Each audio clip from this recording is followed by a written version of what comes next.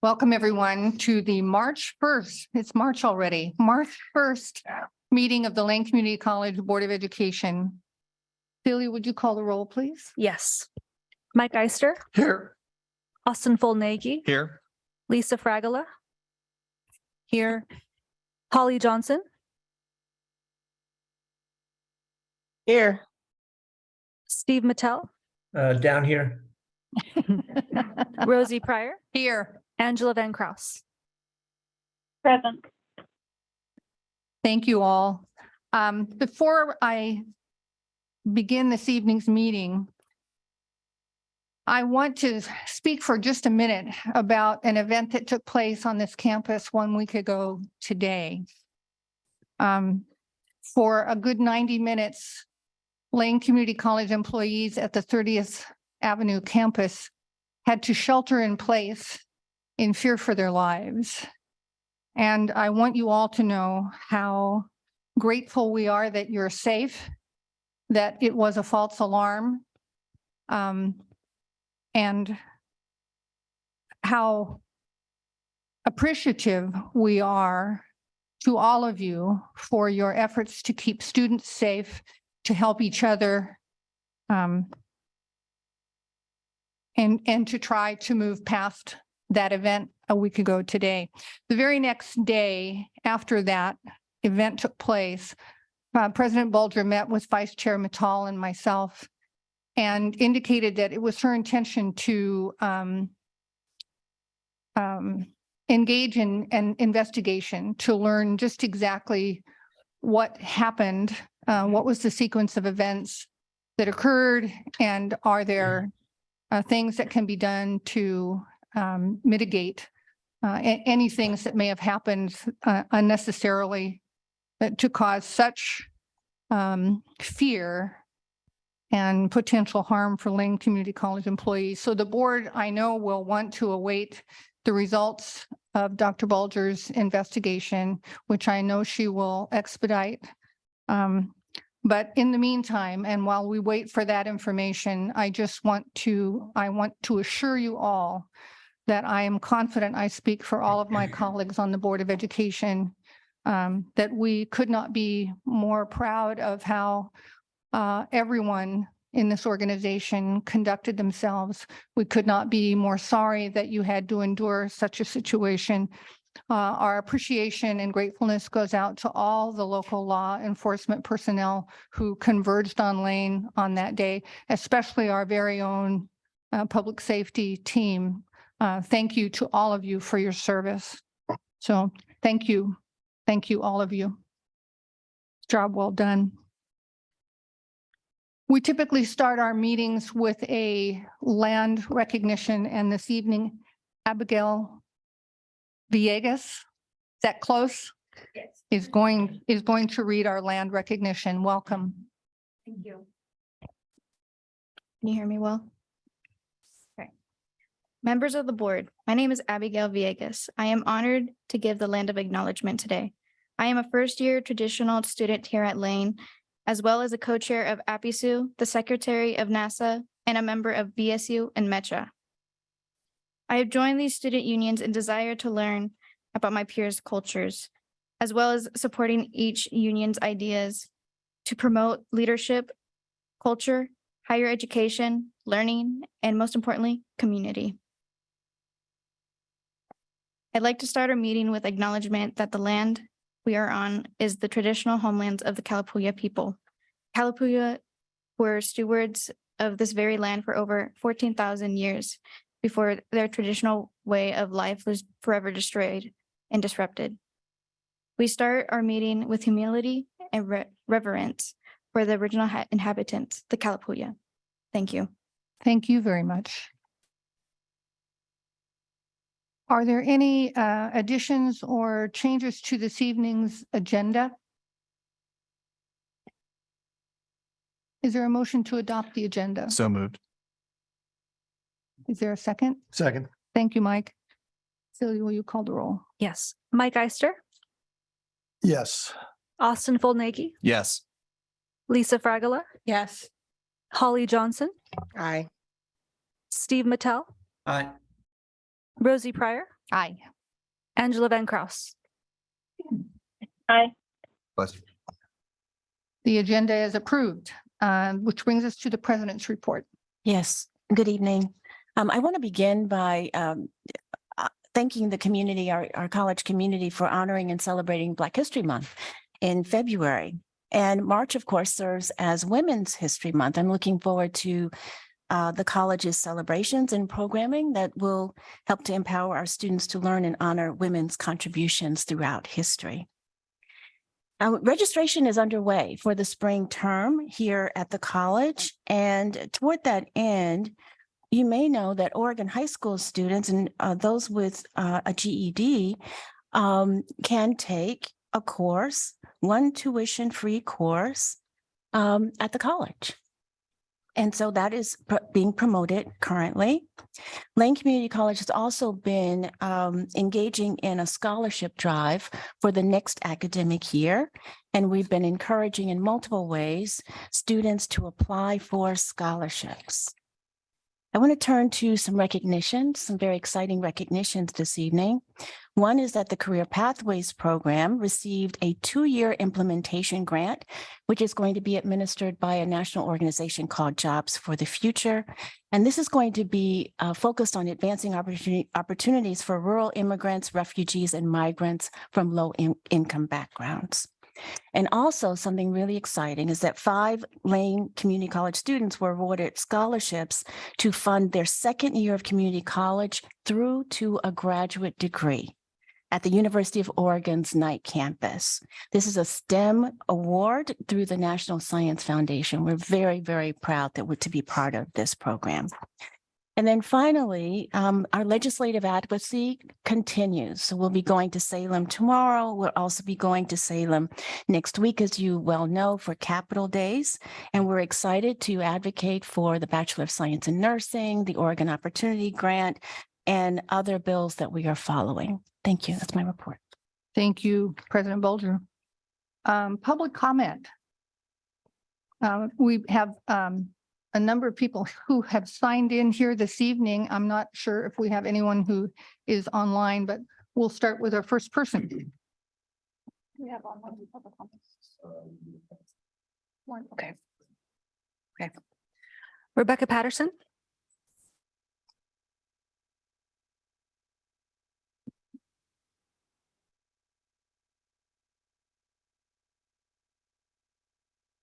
Hello, my name is Rebecca Patterson, and I am here tonight to share with you about extra resources that could possibly be needed here to be implemented on campus to help students who are in need and to speak on that matter. But before I give my statement, I would like to pass out this list of resources that I have made and been working on.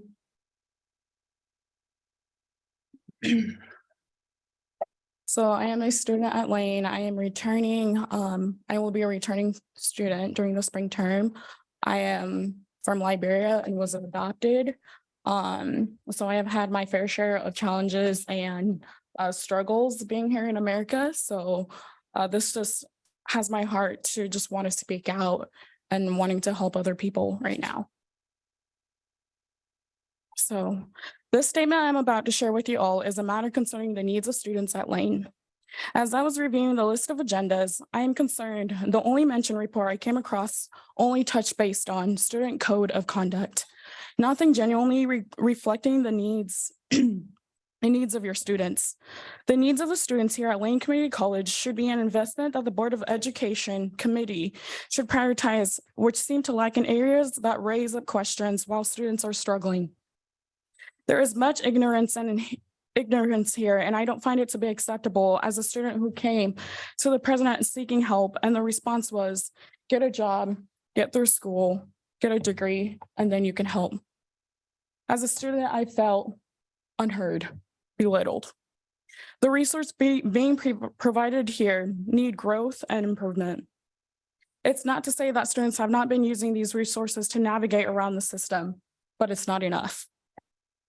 The resources being provided here need improvement, need the stability of reliable and accessible resources, If there isn't any action taken, then we are left facing issues that are still present. The needs of students should come first above anything else. You are the voice representing the school that can help make changes in a world that hides in ignorance. If the Board of Education is not making the efforts to invest in the students, then as the Board of Education, you are part of the problem. Where is the follow-up concerning our needs? It's not encouraging or supportive if follow-up actions are not being taken into serious consideration. What the Board of Education considers not to be a problem is an issue to the students who are in difficult situations. We're doing our part by navigating through these resources here built on the system, but it doesn't benefit everyone and in their needs. The response that was given to me is not acceptable. Settling for okay is not good enough. There needs to be a way of implementing resources into the school that can help improve the lives of your students. Without the students, the school would have no existence of running, and you all would not have the income that you have without the participation of enrollment. If the needs of your students aren't being met properly, then it should be telling you that things aren't right and that the organization should be pushing for more to help improve the lives of students who are in need of desperate help. Voices of students matter and action is needed for change. An organization isn't promised to change when action is not a priority. Without a community, then change becomes stagnant and unreliable. The willingness to discipline ourselves to action is what matters, or else we are stuck repeating history of systemic oppression. Can't talk about how important education is when part of our education involves the voices of students. When the voices of students aren't being heard or taken into matters through action, then we have failed as an institution and as a nation. Financial gain should not be the only valuable thing. If this is the priority, humanity has lost what's important in life. This is all part of our education. It appears to me that the school is not here for the benefit of the students, but is a foundation based on business attire. Students are being cheated out of options, their success, and opportunities. It's not right. Your reality may not be in a severe state of financial mental health or the ongoing housing crisis or food crisis. Your students are in need of your support to make this learning environment better. I have observed that the institution not only has the best interest of its staff members. If the basic needs of students aren't being met, how are we expected to succeed? Your students deserve more than they are receiving. It's not something that should be taken lightly. To put yourselves to sleep at night as if a job well done has been accomplished is not an achievement if your students are still struggling. We should be Rebecca. finding solutions to the problems. Rebecca, forgive me for interrupting you, but your time has expired. Thank you. Thank you for having me. Thank you for being here. Aaron Bartley.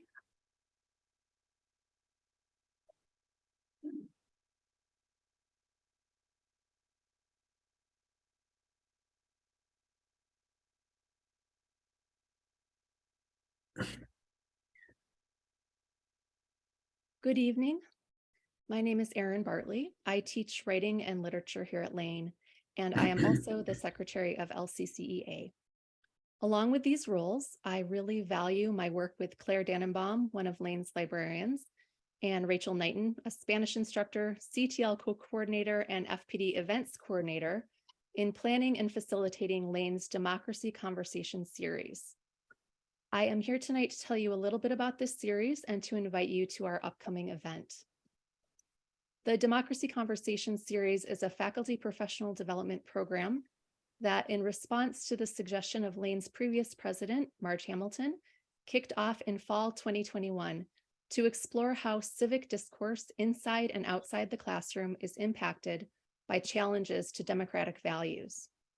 The series aims to increase attendees' confidence in addressing, discussing, and building curriculum around sensitive and important issues related to our democracy. Between the last academic year and this one, we've hosted a number of speakers to talk about topics including information literacy and misinformation, white nationalism and racist extremism, and ways to encourage student voting. Our next event takes place tomorrow afternoon. The Democracy Conversation Series will host Dr. Jonathan Friedman, the Director of Free Expression and Education Programs at PEN America, a national organization that, quote, stands at the intersection of literature and human rights to protect free expression in the United States and worldwide. Dr. Friedman is an interdisciplinary scholar who oversees research, advocacy, and public education related to the freedom to read, learn, and teach in schools, colleges, and universities. He will join us on Zoom from 2 to 3:15 p.m. to discuss current challenges to free expression as they relate to higher education and our democracy. His talk will include a consideration of ways educators can navigate and reframe sometimes divisive rhetoric around educational freedom and censorship. We're so excited about Dr. Friedman's visit. Rachel Knighton emailed you earlier this week with an invitation to register for the session, and we hope that you'll consider participating in this important work. Thank you. I hope you all have a great evening. Thank you. And thank you for the invitation.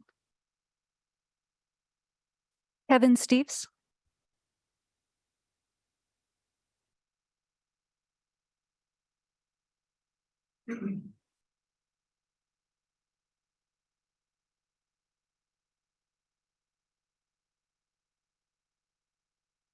Thank you, Chair Pryor, Board, and President Bolger. My name is Kevin Steves. I'm a faculty member, instructional designer with Academic Technology Center.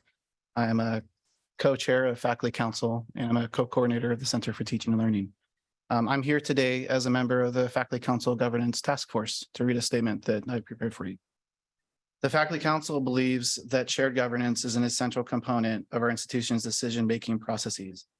We recognize the value of including diverse perspectives and expertise in all aspects of college governance to ensure that our decisions are well-informed and inclusive. By working collaboratively, we can achieve our goals more effectively and ensure that everyone has a voice in the decision-making process.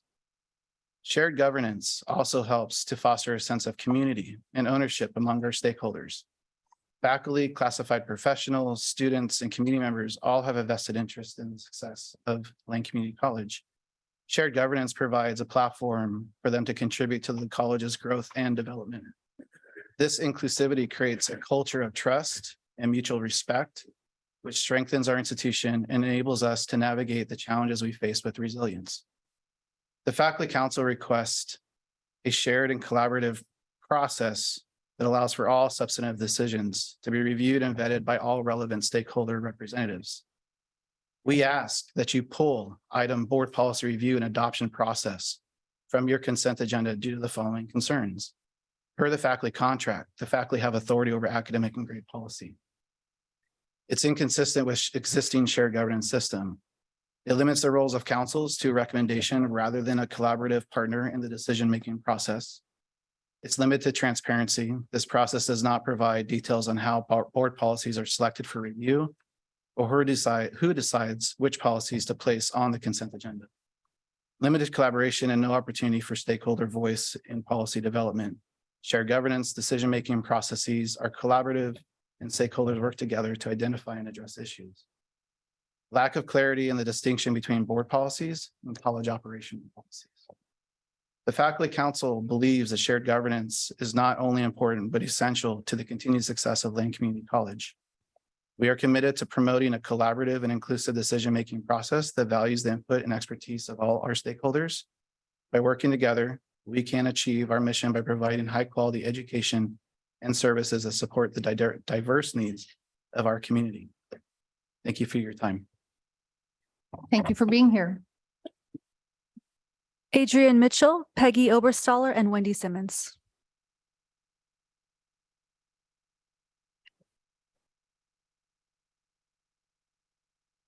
Good evening, members of the Board of Education and President Bolger. Just briefly, first, I would like to say on behalf of LCCEA and the faculty that we fully support the Faculty Council statement regarding shared governance and the recommendation that the item on your consent agenda about policy process be removed. We're going to be speaking about the lockdown event. And first, I wanted to begin with appreciation for your comments, Chair Pryor, at the beginning of the meeting. It was very important for us to hear that acknowledgement and really appreciate it. We also appreciated hearing yesterday that there will be wellness opportunities sponsored by the college in response to the lockdown, and look forward to more information about that. And also appreciate the campus safety forum that has been announced for next week. We're communicating on behalf of the faculty to share additional immediate needs, as well as requests for improvements to safety on campus going forward. While it is our great hope that there will not be any lockdown or similar emergency in the future, we recognize the importance of preparation and support. For this reason, we have gathered faculty feedback broadly and provide these requests to help take care of our campus and to ensure that we are better prepared for any future lockdown or other emergency. We're committed to being partners in this collective endeavor and look forward to working together. While the campus offered some training after the tragic 2015 Umpqua Community College shootings, there has been little, if any, ongoing regular training offered for faculty. Faculty overwhelmingly report never having received any such training at Lane, then needing to shelter in place during the lockdown without preparation or access to a secure physical location. For this reason, we call upon you to take action to address the following 4 broad areas. First, immediate needs of the campus community. Second, improvements to the physical infrastructure. Third, ongoing safety training. And fourth, a well-developed emergency plan to which all campus community members have access. Immediate needs include, but are not limited to, the following: a clear explanation to the entire campus about what transpired, and we're heartened to hear that there will be an investigation so that we can learn more information about that. In addition, information about the circumstances that precipitated locking of Building 3 1 week earlier. An opportunity for campus community members to share their experiences, ask questions, increase support services for students, explicit acknowledgement of the traumatic impact on the campus community, provision of mental health services and counseling during work time on campus with provision of such care through outside trauma-informed professionals, assurance that training, planning, and physical infrastructure improvements will be made an immediate priority, and a commitment to invest in training and to use existing bond funds to make physical infrastructure improvements for safety, and accountability with regular reporting to the board and campus community on steps and progress. And my colleagues will continue with more information. Thank you.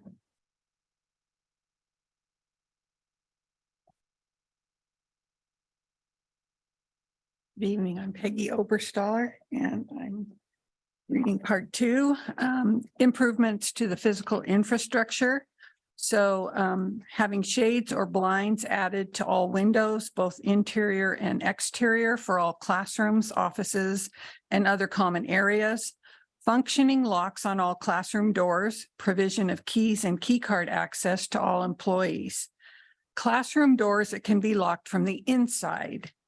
Remodeling of existing buildings to ensure safe locations exist in each building. Access to those spaces for all employees. Expansion and or repairs to intercom speakers in order to ensure announcements are audible in all locations in all buildings. Designated emergency gathering spots in each building. Supplies to meet basic needs when sheltering in place. And windows made operational for use as emergency exits.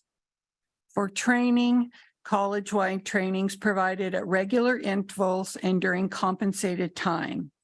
Training should include all possible scenarios, not limited to the following: what to expect during a lockdown or when there is an armed intruder. What do the flashing lights signify? When and by what systems can announcements be expected? Whether exterior doors are automatically locked and when, what to always have with you on campus, what to do during a lockdown, clear posted guidelines on shelter-in-place instructions, what to do in different types of locations, how to best support and help students who are upset and others during a lockdown, how to meet basic needs during a lockdown, how to secure the location, including rooms with windows and motion detector lights, what to do with cell phones, what to do for students or others triggered by strobe lights, what to do if an intruder enters a space, when, where to evacuate, how to support students with no access to transportation, how to know it is safe to exit and or open the door for law enforcement, how to identify and access safe locations within buildings, how to manage conversations in the classroom after a critical incident, training to cope with emotional, physical distress for ourselves and for our students, community forums with public safety, required online modules to prepare, how and where to access emergency medical assistance if needed, and who to contact for resources. And my colleague will read the last part.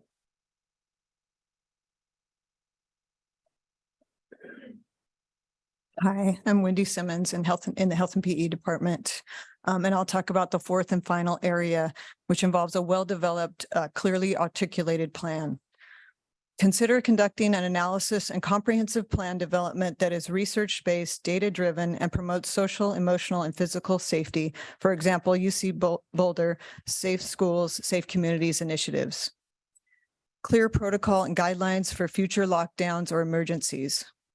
Sufficient investigation of potential threat of emergency, response commensurate with level of threat or emergency. Trauma-informed response, for example, messages sent to the entire campus community at specific intervals. Release of details, messages and alerts sent immediately during emergencies. Accurate updated lists for emails and texts sent through Lane Alert, updates also posted to the website. Consistency of messaging sent through Lane Alert and over intercom. Audible announcements over intercoms to made simultaneous to flashing lights. Plans for campus exit protocol, including pedestrian traffic and car traffic, and detailing exit and evacuation protocol to students. Clear plan with LTD for alternate bus stops and plan pickup points for individuals without transportation or keys when evacuating. Emergency signage, messaging to divert traffic and deter people from entering or arriving to campus when a lockdown is occurring. Provision of essential items needed as resources, for example, checklists of what to do that everyone can access. Reconsider frequency of constantly strobing flashing lights. Deans check on faculty, faculty check on students, a designated person in charge for each building or department. Consider alternative communication mechanisms such as phone and text trees, and ensure public safety officers are assigned to work at all LCC locations. Thank you for your attention to these critical issues and for your commitment to making improved safety and support for our campus community an immediate priority. Signed by the LCCEA officers. Thank you. Thank you. Eric Kim.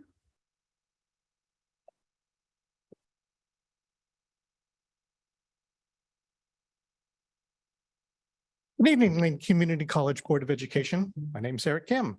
I teach psychology in the social science department. Last time, despite the fact that young women pay less for insurance than men, many people believe that women are bad drivers.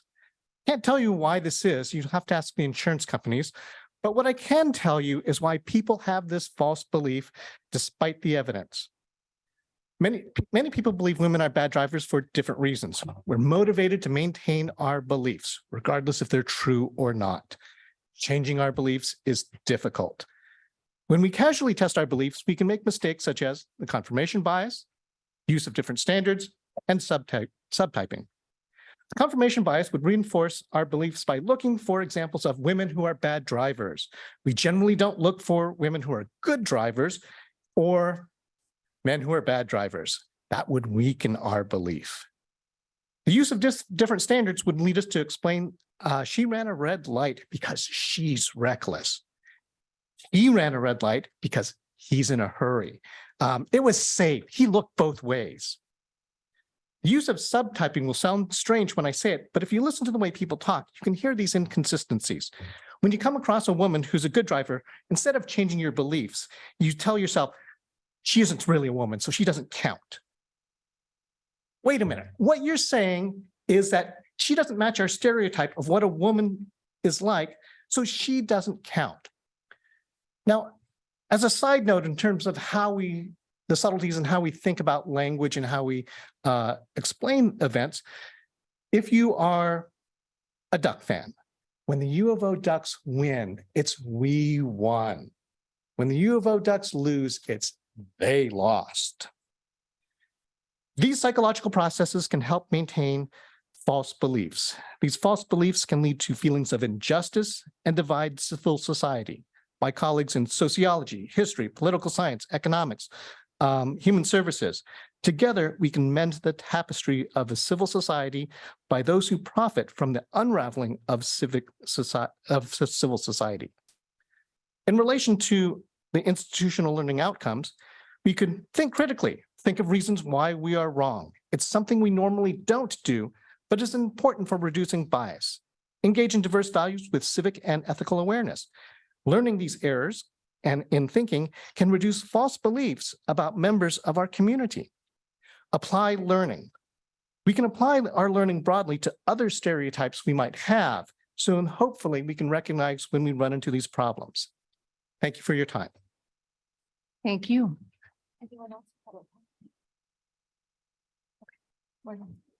Thank you. That concludes public comment.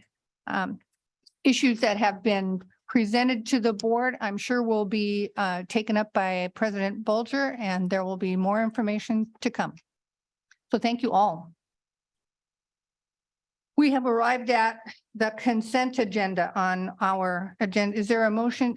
Is there any items that board members would like to remove from the consent agenda? Mike? I'd like to remove BP 5500 for further consideration and work. Okay. Any others? Is there a motion to approve the consent agenda minus BP 5500? So move. That was Mike. Is there a second?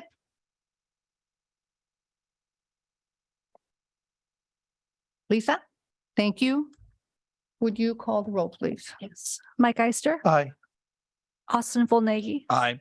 Lisa Fragala, Aye. Holly Johnson, Aye. Steve Mattel, We can see you. I can read your lips. He said aye. Rosie Pryor, Sorry, aye. Couldn't find the. Aye. Angela Van Kraus. The consent agenda is approved. Would you like to speak to the 5500? What is it you're looking for there? The way it's currently written seems to focus on discipline. And I think there's probably more progressive approaches to student conduct that we can benefit from. Okay, very good. So I'm assuming we will refer that back to Yes, administration and look for that again in the future. absolutely. Okay. We're moving on to action items. The first being budget committee appointments. You have in your packet an explanation of what openings we have and who has applied for them. We have 2 openings. One person each has applied for those openings. They're the people who have historically been serving. Is there a motion to appoint? So move. Second. That was Austin. Would you call the roll, please? Yes. Mike Ister, Aye. Austin Volnegi, Aye. Lisa Fragala, Aye. Holly Johnson, Aye. Steve Mattel, Aye. Rosie Pryor, Aye. Angela Van Kraus. Thank you, and congratulations to those 2 individuals. I think we will benefit very much from their service. We're moving on to item B, resolution number 678. I wonder if you want to speak to that, Austin. Absolutely. First off, I'd like to make a motion that the board approve and adopt resolution number 678 in support of the OCCA legislative priorities. Second. So- Second by Lisa.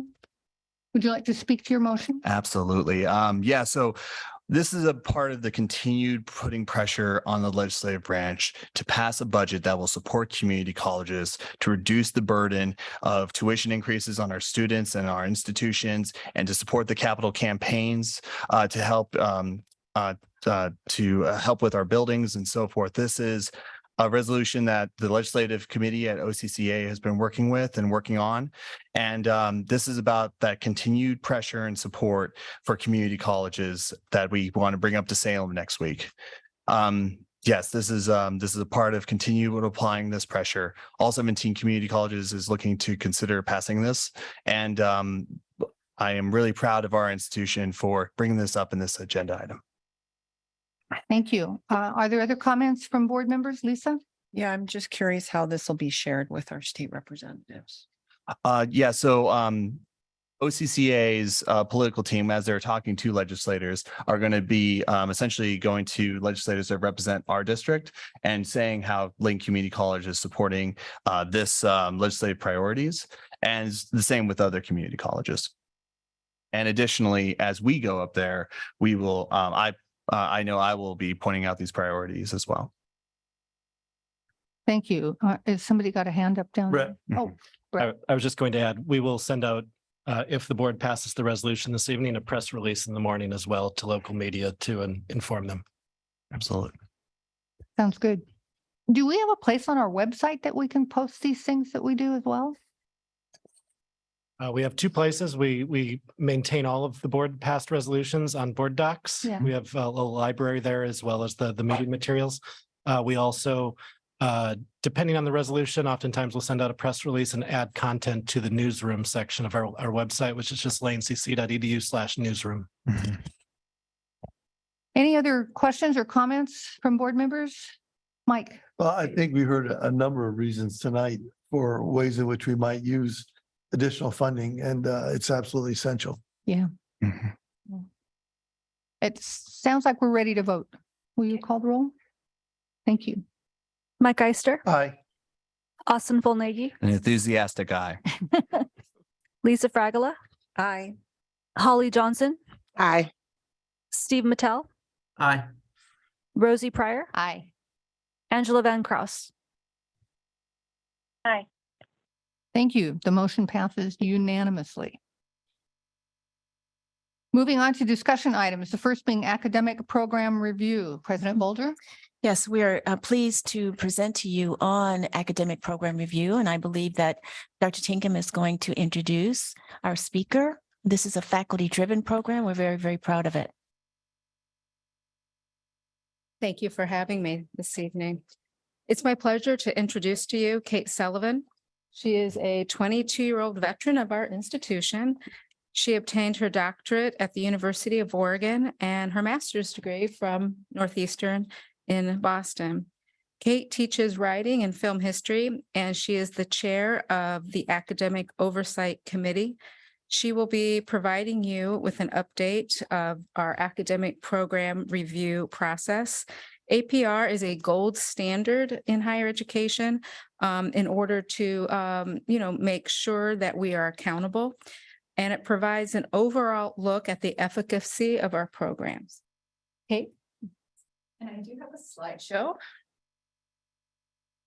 And, okay, yay, there we are. So greetings, board members and President Bolger. Thank you, Vice President Tinkham, for the lovely and generous introduction. Thank you all for the opportunity to speak tonight. Slide.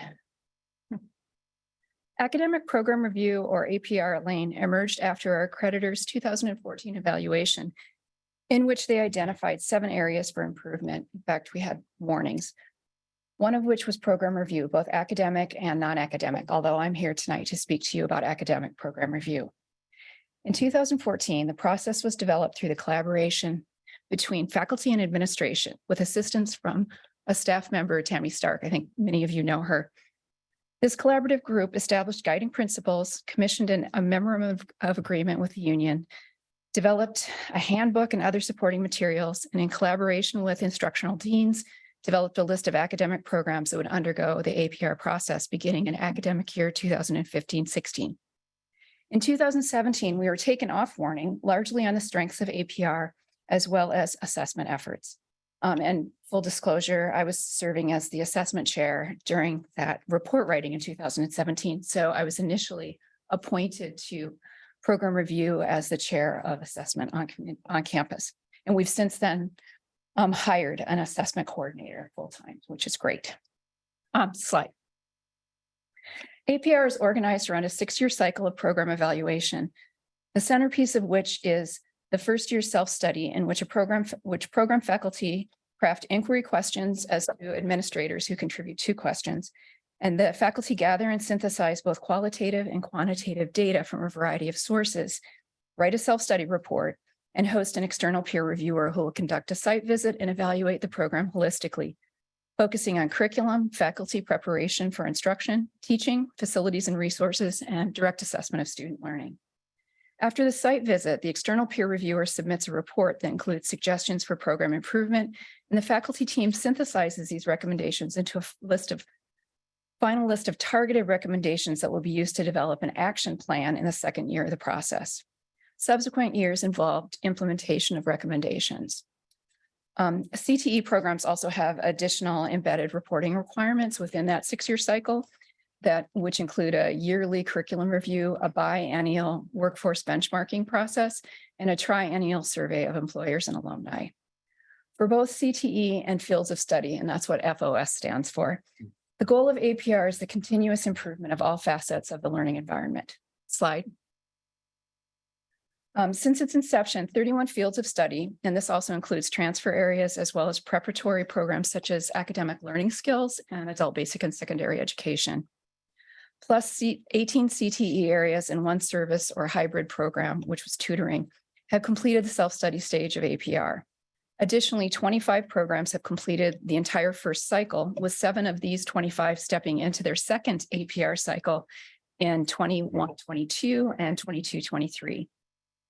We had initially assumed that it would take a decade to regularize APR and to onboard every program into the self-study cycle, but the pandemic had interfered hugely, and so we're a bit behind. But our new projection is that we will onboard every program into the self-study process by 26-27, while simultaneously folding other programs into their second APR cycle. So we should be regularized by 26-27. Slide. Although APR as a process is focused on the continuous improvement of the student learning experience, I wanted to include a slide that foregrounds the benefits afforded faculty through participation in this process. Lane is unusual both in Oregon and nationally in that we have a fairly hard line between faculty and administration. So for instance, we don't have faculty chairs, which is a norm most places. This has meant that faculty haven't always had, not all faculty have had a robust understanding of their program's role at the college or within the state. APR, though, affords faculty dedicated time. So each program lead, the PRC lead who conducts the self-study, is afforded 1 course reassignment in order to concentrate on an investigation of their programs, both the program strengths and challenges, and ideally gain an in-depth understanding of their student demographic and student behavior. Student behavior oftentimes in terms of course taking patterns departs from what faculty expect. As you can see from the chart, the results of this 2022 survey of faculty who've completed their self-study phase reveals that APR substantively increases faculty understanding of their students and their programs and a sense of ownership and agency, both of which are key aspects to create a sense of belonging on campus. And investigating sense of belonging is one of President Bolger's priorities at Lane this year. Slide. The last 2 slides provide a snapshot of both the inquiry focus and the recommendations developed through the process for the 2019-20 and 2021 cohorts. And these are our 2 cohorts that were most impacted by the pandemic. We can see that the programs are focused on understanding their students and evaluating student success, looking at transfer, direct assessment of student learning, as well as examining the curriculum to determine if it's current and aligned with best practices and the sufficiency of resources for the program. Slide. Likewise, recommendations that are developed out of the self-studies inquiry center around improving the learning environment, aligning curriculum with transfer institutions or curricular pathways, developing policies and procedures to better ensure equitable learning environment, as well as examining the context for learning. That is, does the program have sufficient staffing? Is marketing adequate? Are facilities and equipment appropriate and up to date? Do support systems such as advising and tutoring function well in the service of student learning? Slide. Oh, and I gave you 3 recommendations from 3 different programs, sorry, to illustrate that the focus of the recommendations that come out of program review are centered around student success and what faculty can do to improve the learning environment. So slide. Thanks for this quick tour of APR. I think I left about 5 minutes if my timing was right. So if you have questions for me, I'd be happy to respond to those. If you'd like to contact me for further information, my email is up here. So thank you for this opportunity to speak. Thank you. Questions or observations from board members? Mike? Yeah. I was surprised on the construction technology recommendation about collaboration with local industry. I guess I've been under the impression that we do that regularly and have done that regularly for some time. We do. Construction technology, though, has had, they needed to augment their advisory committee. And one of the things that has happened is that programs oftentimes rely on their advisory committee and don't necessarily do employer surveys. I So see. one of the steps that they're taking is to do regular employer surveys. And part of the things that have come out of APR is creating employer surveys that can be circulated. Surveying is a pretty big burden, though, on programs to do it individually without assistance. And so we're trying to figure out how to centralize some of these processes. Thank you. Yeah. Austin and Lisa? Yeah. First off, thank you for your 22 years of service to you. Yeah. Thank you again. Really, tell me a little bit more about the dynamics between once you get this information and the involvement of faculty groups. Yeah. So faculty select someone to lead the work, Mhm. and that person gets a course reassignment time. They step into the APR process and they spend a year investigating their program and gathering data from a variety of sources. Our institutional researchers provide information from our standard data package. Also will assist with if the faculty want to survey students or run focus groups or survey employers, a variety of things. We also encourage faculty to look at national best practices and to benchmark their programs against other programs in the state or across the country. And then the external peer reviewer comes to campus, examines the program, and when Writing had their external peer reviewer, they spoke to about 50 students. They looked at the tutoring center. They spoke to 40 faculty, Mhm. and then they conducted an examination of classroom technology and resources. And then they wrote a pretty substantive report to give us advice about how to improve the program. Okay. Did that answer your question? Yeah, it did actually. Yeah. I was just kind of wanting more info about the dynamics there. Could I just have a brief follow-up? Go ahead. Is there any opportunities for students to be involved in that process as well, or other than just being participants of the survey? I would say Mhm. there's some sort of classroom observation Mhm. over the past couple of years since we've been largely remote. Sometimes there hasn't been an observation of the actual delivery of instruction in a classroom setting, but it's happened through like a Moodle classroom. Mhm. But we just Dental Assisting had their review in the fall. I think it was the fall. Mhm. And they had classroom observations, and the external peer reviewer actually, in conjunction with folks from assessment and IR, conducted a focus group and Mhm. asked questions. And then depending on what the program is, there'd be interviews with tutors or student workers. Mhm. So we try and encourage faculty and to include everybody involved in the program review. So it might be talking to advisors, it could be talking with instructional specialists, Mhm. and students are definitely a part of that. Excellent. Thank you so much. Lisa? Yeah, so thank you very much for your work on this, Kate. It's something that was what we were given a warning on, and you've taken it, and of course, with the support of faculty throughout the college, and turned it into something that I know we were strongly commended for in the new Q evaluation.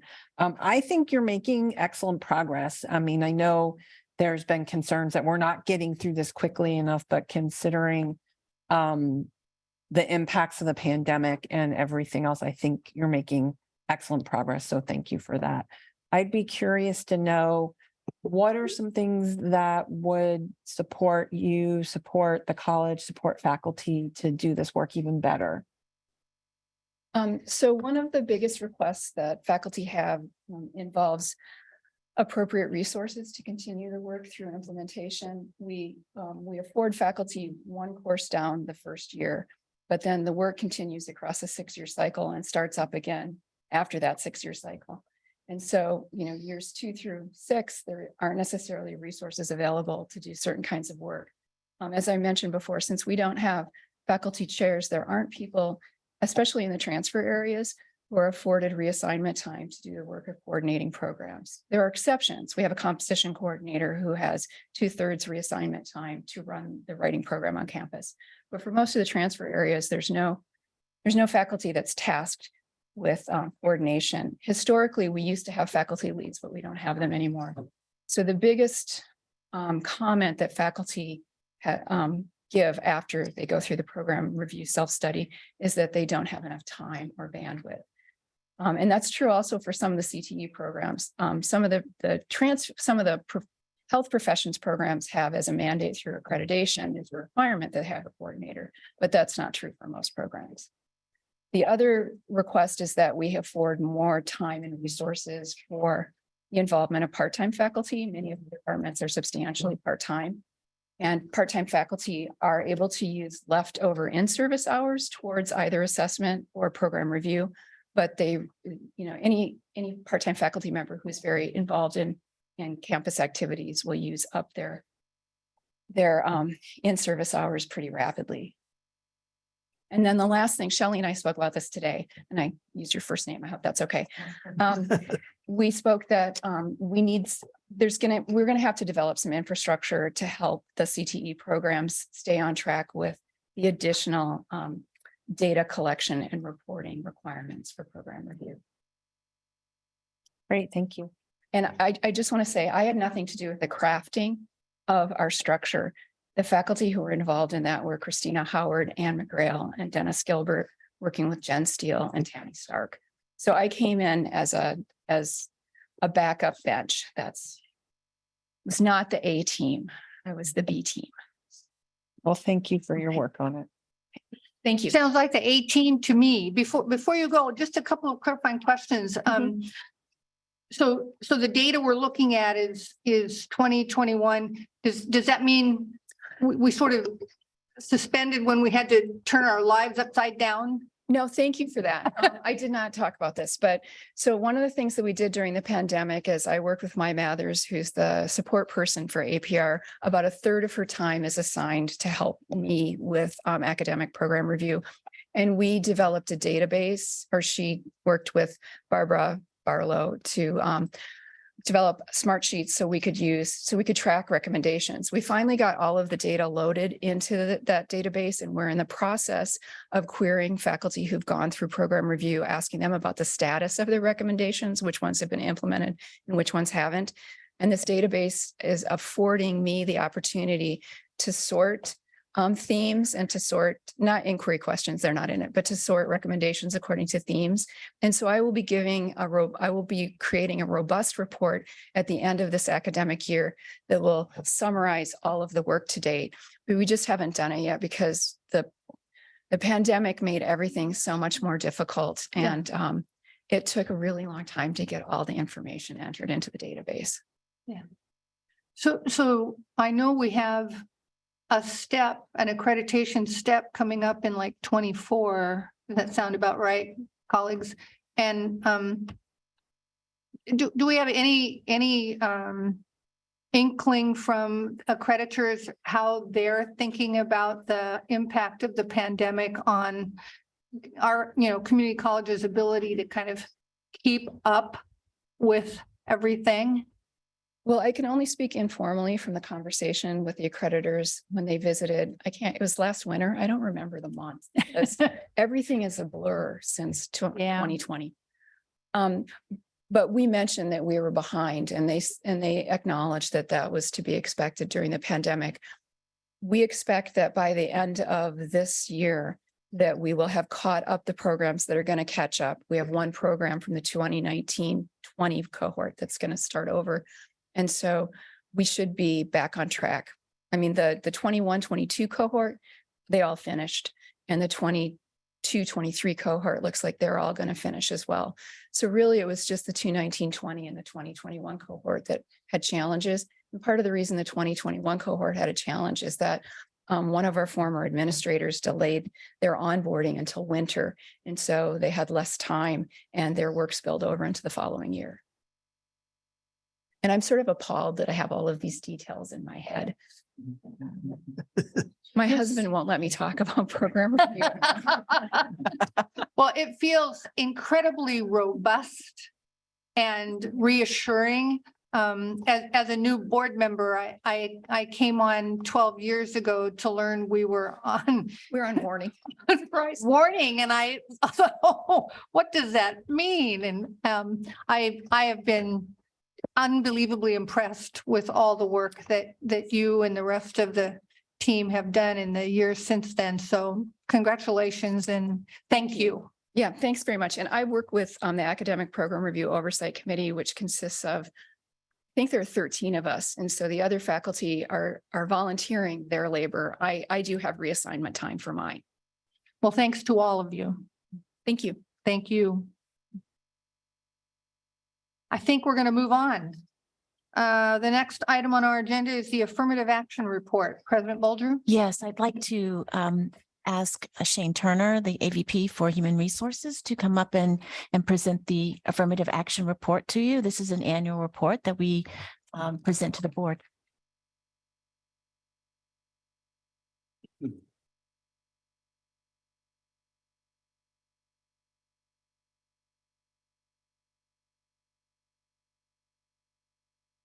Good evening, and thank you for the opportunity to talk to you tonight about the affirmative action report.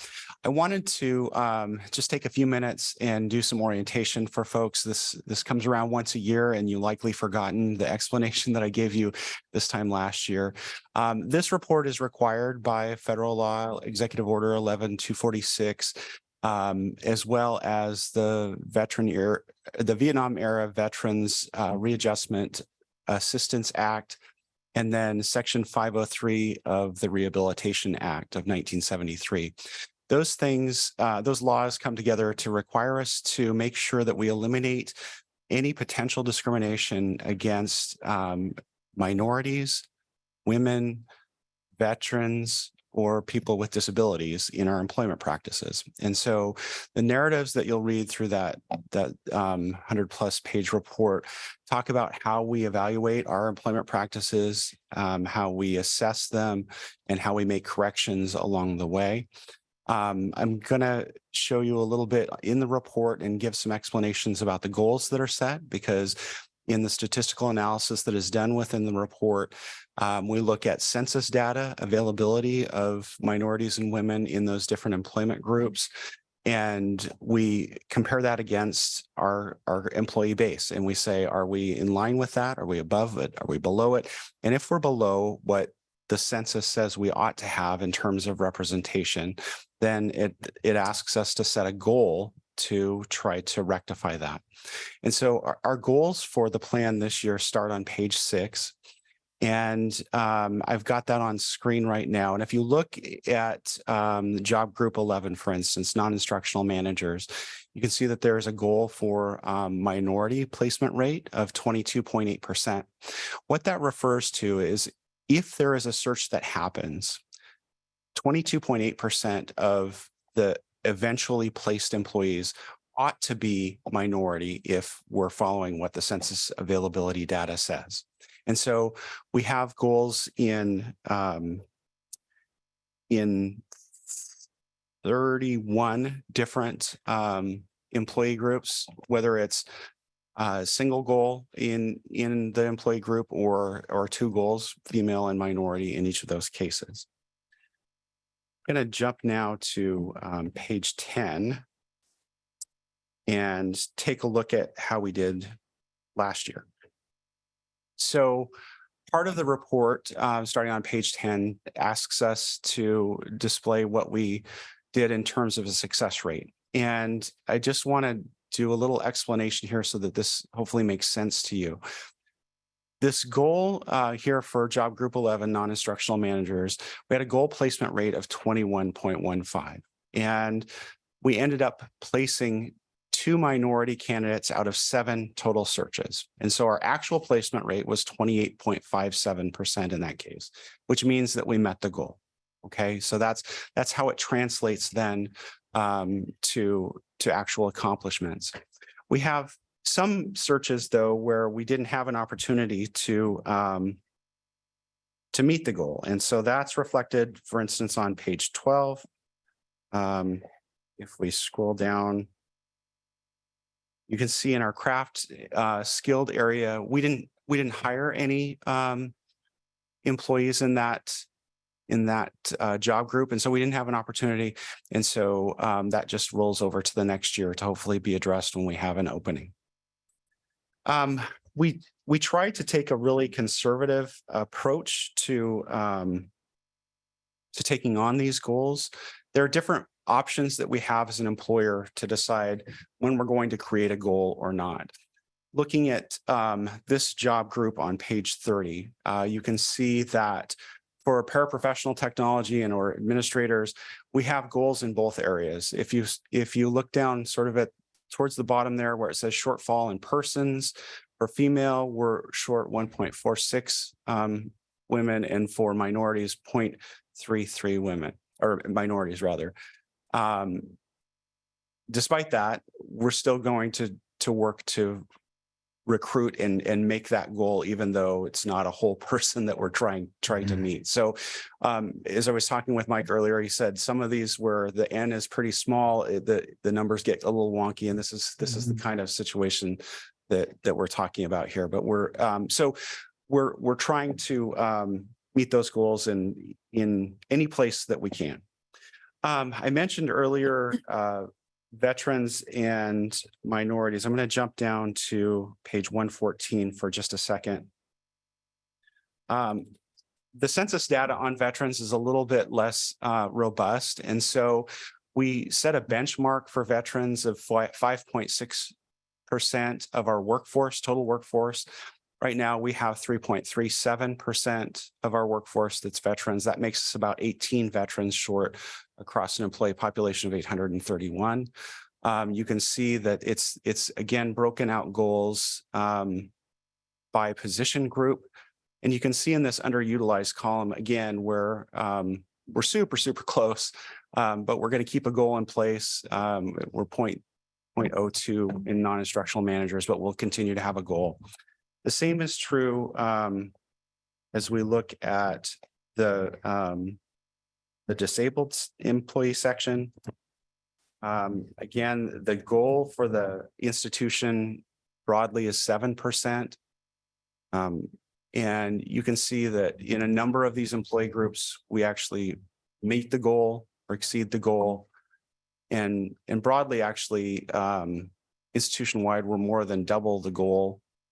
But it's just not evenly distributed. So that is how those goals are set out. The goals then drive our recruitment process. So they'll help us to determine where we should be advertising, if we should be tapping into additional resources for any particular search.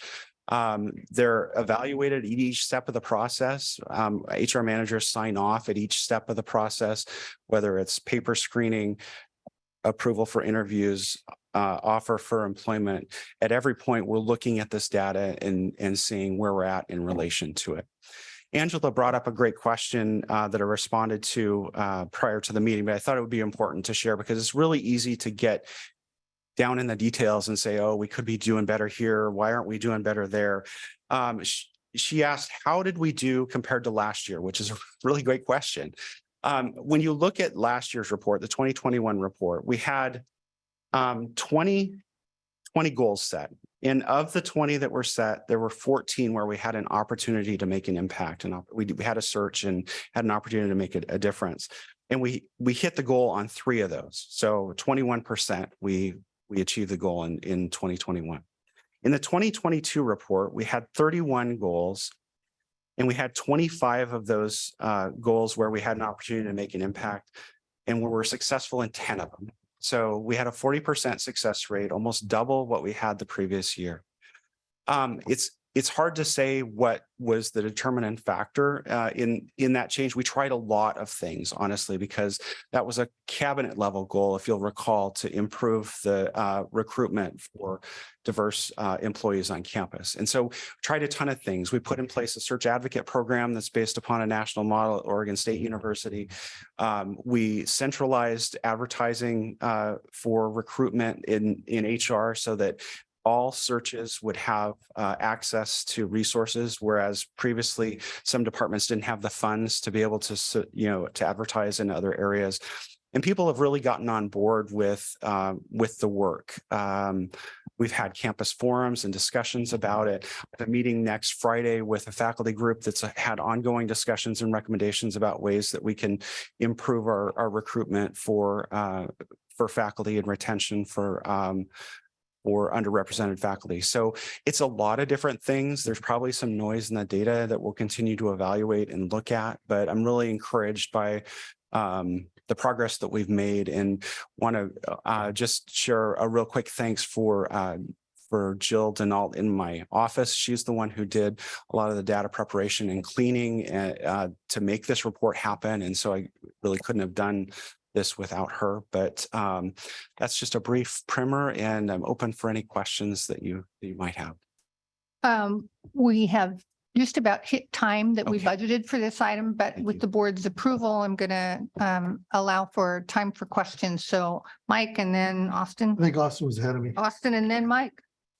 Actually, two quick questions. First off, do we do veteran point preferences or preference points in our hiring? We do. So it's a half rank for veteran and a full rank for disabled veteran. 10-4. And that's at every step of the process. Fantastic. Great. Second question. The percentiles for disability for standard employees there in the report, is that self-attested or is it? That's based upon an active accommodation in place. So if someone has gone through the accommodation process, we have an accommodation in place, then they're counted in the report. Gotcha. And the disability for veteran employees, that's based off of the VA disability? That's based on documentation that they present. 10-4. Thank you. Mike. So I assume that policies like the affirmative action policy are designed to have a certain outcome. And there's lots of numbers to try to document our outcome. What I wonder about, Dr. Bulger, is how well we are doing with meeting the spirit of affirmative action. How, from your perspective, we've got numbers and data, but how are we doing?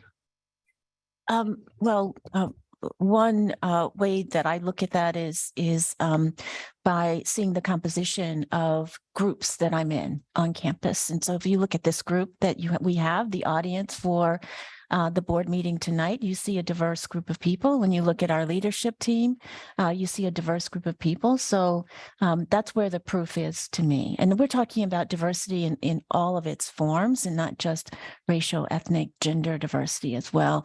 I've been incredibly impressed, though, at Lane and with the human resources area and what they have done to intentionally set goals and also to achieve those goals. So I've gone through a few search processes here since I've been here, and the search advocate position it is a best practice now, but not all institutions have that.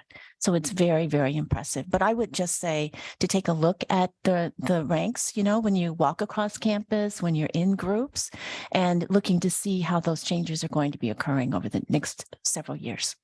Thank you. Lisa. I'm sorry. I didn't know if she saw that Angela's hands up also. Okay, I'll go. I'm wondering if you could just define minority from the affirmative action perspective, like how it's being used to define the data. And do we look at that data disaggregated across different cultural and racial groups? Yeah, so it's any non-white employee or Hispanic ethnicity would also count. We don't disaggregate it to say how are we underrepresented in this this race versus that race. We don't, you have the option to, we don't get into that granularity. And so I appreciated the explanation in terms of, you know, when we're thinking about affirmative action, like we're actually looking at these replacement type of rates. And I guess I'm also interested in representation and what it looks like, you know, kind of the way Dr. Bulger described it, right? And when we look at a community and we look at the cultural, racial, and ethnic composition of our students, and then we look at what the community serving those students looks like. I'm also interested in it from that perspective. And I know this is a narrow lens in how we're doing on that. And so I appreciate the information. But I'm just sharing that with you and you, Dr. Bulger, in terms of how we think about this as a broader goal. Thank you for that. Any other questions or observations? Angela. You're pointing, but I don't know what you're pointing Oh. to. Angela. Thank you. Can't see her, so I'm not aware she's there. There she is. Angela. Thank you. I'm having video trouble this evening. I apologize. I wanted to thank you, Shane, for the explanation. I really appreciate having that context of year over year, how we're doing. I think that's really helpful. Noise in the data aside, it does help to have some understanding of what's changing. I think it's out of scope probably for this report, but this type of information always makes me want to ask what I perceive to be the next question, which is not just hiring, but retention. What are we doing to make the college campus a place where our new hires are happy and want to stay and feel welcome? So that's, I'm not necessarily asking you for a complete answer tonight, since I haven't given you any time to prep a complete answer. But I do want to sort of put a bug in the ear and say, I think that's the natural next question, and I hope that we're addressing it. Thank you. There's a lot that I could say, but I would just say that I think your question goes hand in hand with the climate work that we're engaged in. It's a campus level presidential priority, and it's designed to make the college a great place for current and future employees to be. So, but glad to talk more about that later. Austin? One last question. Review of terminations. So it looks like there's a few like triggers that can happen to allow for review of terminations. An investigation that will also be conducted to determine the cause. If a certain percentage of involuntary or voluntary terminations have been done. Have we had any of those in the last year or two? Those investigations? And to investigations of the determination. Yeah, exactly. To determine the cause of the terminations. Yeah. So sometimes when you're a small shop, you get to be in all of them. So I'm involved in those terminations. And so as a part of that, I'm aware and doing those assessments about any potential discrimination that might be alleged in a termination. So it's part of our process. Okay. Gotcha. So it's built in, it's a built-in process. It's not initiated after a certain percentage. Okay. That's right. Thank you. Thank you very much. The next item on our agenda is bond program update. President Bulger. Sure. Thank you. For the bond program is incredibly important to this institution, and we want to give the board another update on that program. So Tom Goodhue is at the podium, but I think he's going to have some assistance with some others in the audience as well. Chief Rupp is one of those individuals. Tom? We'll keep, if I can get the presentation up, Chief Rupp's here. Really more to, if there are questions, we realize there are certain events and certainly discussions earlier today that Chief Rupp might be able to help with, but I appreciate the chance to talk about and give an update. To be honest, been at this job for about 2.5 years, and this is really the first chance I've had to do this kind of informal update without a project directly tied to it. So the presentation, hopefully you've had a chance. Let's go to the next slide. I'm going to go through kind of the background of how we got an execution plan, where we did some things there, kind of where we're at with projects and where we're going with it. And hopefully I can run through that quickly. So we'll go to the next slide. I think most of you know, bond came from a vote of approval. The entire bond package was sold. There was a premium. We got an extra group of money with that because of the nature of the way they sold the bonds. We came out with more. I was brought on board in September of 2020 after they'd sold those bonds. So I've been here since then. Next slide. Developing an execution plan. There was the master plan that helped get the bond. That was a high-level study, really focused on facilities conditions and deferred maintenance.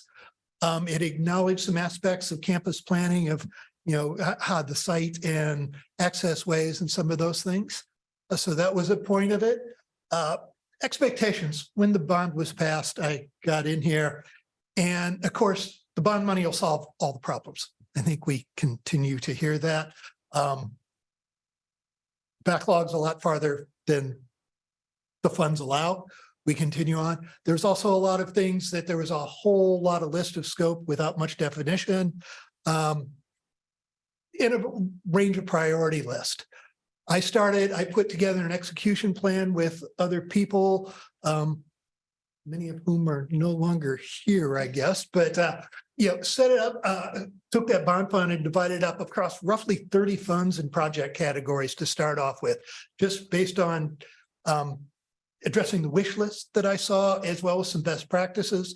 A lot of those funds were allocated with what I'll call rule of thumb and cost per square footage, not with a whole lot of detail.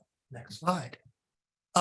Broad categories of those started with, we had a couple of projects that had matching funding, pretty important. We had 8 million for the health professions building and 1.5 million, just over that, for the Florence seismic grant. So those were projects that rose to the top and needed to be executed quickly. We had building deferred maintenance, site maintenance and upgrade, academic needs, information technology, which I appreciate you passing that purchase earlier. Certainly safety and security. It's one that we continue to work on. Sustainability and resiliency. It's an ongoing core goal of the campus that we'll continue to work on. And then the one I think people often forget is administrative overhead and planning, that this process takes a lot. Our initial projects, when I planned it, I started with health professions and Florence. Really wanted to get into some campus planning and setting up those administrative processes. Looked at building 16, knowing the deferred maintenance and the safety potential issues that are in there, being a lab building, and looked at advanced technology in the hub of building 12 because of deferred maintenance. Then as I got here, there were what I'll call the X factors, those old boys that came in. After being here for a few months, I'm told that we had a tax exempt bond spending deadline that said we had to spend roughly $70 million within 3 years. That's going from 0 to 70 million in 3 years. That's a pretty tall order. We're going to be close to, we'll have more than that encumbered. Won't quite have it spent, but we'll get there. Going along here, construction escalation. It's a reality of where we're at. I don't think anybody, when the bond was planned could have thought that it'd be what it was. Coming in here, there's a lack of institutional memory and process for the bond workload. It had been a number of years since the bond was here, while Jennifer and other staff were here during that, not in the roles they were. So it was really recreating a lot of processes to go in.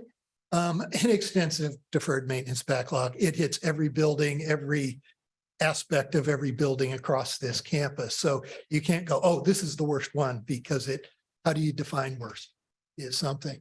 A lot of community concerns, coming in from outside the area. Heard a lot of community concerns. Those are both from within the campus level as well as the broad community of, are we investing properly? Did they trust us to spend the money? Just a broad thing. And then there was this little thing that we know is COVID. There's an enrollment drop. There was a lot of HERF funds, all kinds of things that took administrative and the board's time that were important and drove things that really, I think you would have much rather been helping me with the bond and planning that, but it just adds to that. Next slide. As we've gone through, we've got a lot of projects that we won't go into, but about. We do have a lot of things that we still need to get to, and we may or may not get to all of them. There's a range of facilities priorities just based on what we know and what we keep hearing, as buildings go on and we find new things every time it rains or, whatever. And campus access is just another one that with every project trying to look at that, that's emergency access, equitable access and wayfinding and ADA, getting those roadway and parking things. It also includes emergency access, which is a huge issue. Next slide. Space utilization. Won't get into the details of it. It was brought up in the master plan, but we have an awful lot of things that are going on that the master plan stated that we probably have more square footage than we really need, and yet it wasn't in the right configurations, which is why we're building some new buildings. It just didn't meet the needs, but we really need to start thinking about what to do with these. We've leased out some spaces. Whether that stays as a lease or not, whether those make sense, whether it's the right spaces or things. Of course, there's a range of academic priorities. I think classroom modernization is something that we want to try and maintain and keep up with. COVID brought a lot of environmental quality concerns. A lot of HERF funds came in that helped us with some of that and got us ahead on that. Classroom safety.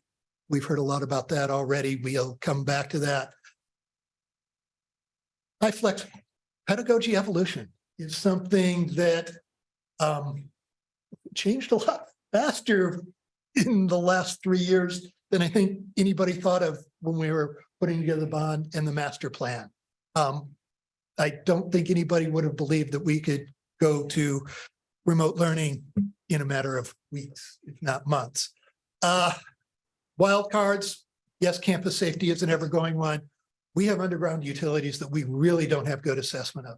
And I'll include things in the tunnel, some of those projects that those basic infrastructure of water and sewer pipes and electric lines and just those things that keep us all going.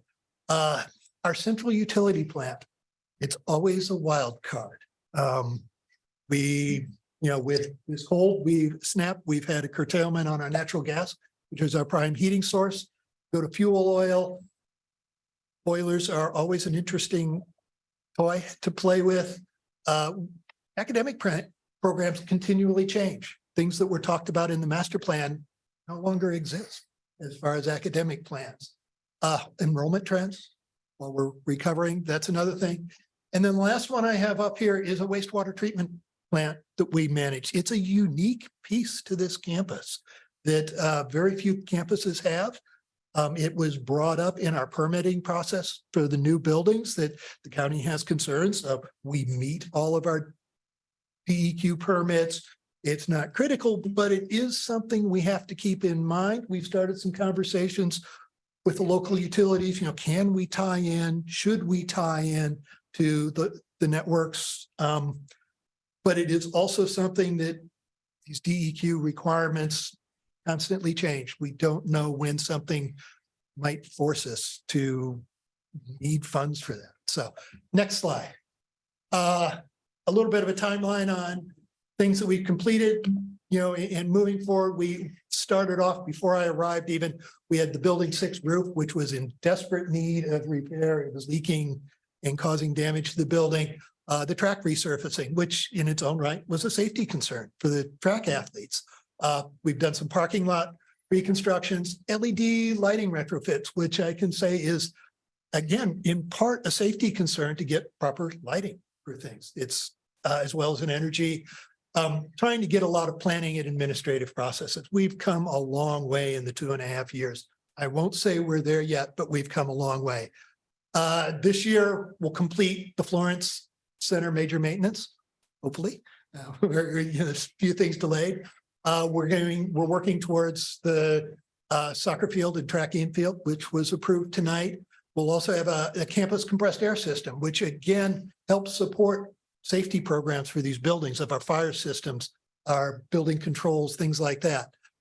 Next year, we'll be hopefully completing the health professions building, and towards the end of that year, looking at the new industry and trade center. Hopefully find a new location for public safety. That's we need to do that in order to get to building 12 demolition, which is one of the commitments we've made. We're going to start building 16 science renovation. We're currently in that process, hiring an architect, hopefully talking to you very soon about that architecture choice in the next month or so. And we've also started through the facilities group, campus electric feeder replacement. These are, again, I talked about these underground utilities. We have feeders, wires that are going on 70 years old at this point, and it's just, there's been a lot of changes. So we're starting on that one. In 2025, after we do ITech, we'll work on tearing down a portion of building 12 that we've talked about, which will help deferred maintenance. Does require a little move here and a few other departments, and restoring that site so it's a safe spot. Will be then, as we move forward, other big projects, of course, completing the math science, and really at that point getting into more detailed projects of sustainability and solar, which the intent there has been to kind of combine all of that while we're doing things to set up with these other projects, to do a comprehensive project that deals with that rather than these little one-offs. We're campus, to think as a campus on how we can be sustainable and really get a return on that investment. So I appreciate your patience on that. Next slide. These things talk about, these have been in some of my earlier reports. I'm not going to get into details. The big thing here, you can see we've got 20% of the bond funds encumbered. We spent about 13%. Over 60% is allocated to projects. If you go to the next slide, please. I know you can't read all the details, but the brown bars here for each of these projects talk about how much of that is allocated to a project. And that's that it's not encumbered, it's not expensed, but we've earmarked it for something. I would like to think as we go through these projects, we'll get a little bit of that money back to add into that as we move forward to do things. Next slide. Administrative and accounting, that I really want to commend the staff, my staff, getting accounting and reporting, something that the campus really didn't have a strong process on to deal with capital construction. It's very different than the day-to-day budgeting and operations of a campus. So getting things, tools in place to coordinate with Banner, which is our official accounting, setting up, getting to a place where we can have standard project reports and standard comprehensive reports about the spending. It's taking some time. We're proofing it out. I hope to be able to be rolling some of those out as the year continues, and just getting POs, invoices, payment tracking. The volume that we're doing with the bond is a lot more than anybody is used to around here. Getting project management's protocols set up to establish budgets, getting project schedules, getting data sheets of what needs to happen, and taking in all the information and data that comes with a capital project, from users manuals for thermostats and light switches and boilers and all these other things, to make sure we have it in place and is coordinated so that we can find it in the future, as opposed to collecting a lot of boxes, stacking it in a corner. And when our maintenance staff needs to go to replace a window, they start going through a set of boxes to find out what the glass was. So with that, next slide, I'll pause, and let you guys talk. You've actually reached the time, I guess, we budgeted for this entire presentation. So I wonder if you would just like to take us through the 2 or 3 things in the balance of your report that you think we need to hear tonight. I'm confident all of the board members have read your report. Okay, I don't think, let's just page through real quick. Campus safety, just some of the things this was knowing, we've got the security camera replacement, which is well underway right now. We're working on replacing access control out at the airport, which has nothing virtually right now. Again, one of those things. The IT network improvements that you approved tonight. We are researching and we're going to be implementing some new electronic door hardware, which we'll talk more about in the future as we get that, but addressing some of these things like the concerns that we brought up about how we get into how classrooms are locked down, some of that kind of stuff. We'll have more to that. Just one of the things we've done is assessing the inventory of all the existing life safety and control infrastructure. We had a pretty serious test of it last week. Found some spots I won't say we didn't expect any of those. Where they showed up was always surprising, some of the things, but we were working on that already. So it was more than a test. Things in, that we continue to work on, getting improved access to the core campus. One of the things I'll go with, with that active harm scenario, depending on where it was in a building that was on the core campus that had great access. If it would have been in a building such as this, there's not a great way to get emergency vehicles to this building right now. So those are things we're trying to deal with. What are those pathways out for students? Each of the projects, are looking at how we can improve that as well as looking at that in the future. And that'll also help overall campus wayfinding. So students and faculty know where to go. And it's more intuitive because in that case that you need to evacuate, that clear wayfinding is very helpful. Next slide. Art in public spaces, I know is something that's dear to all of you.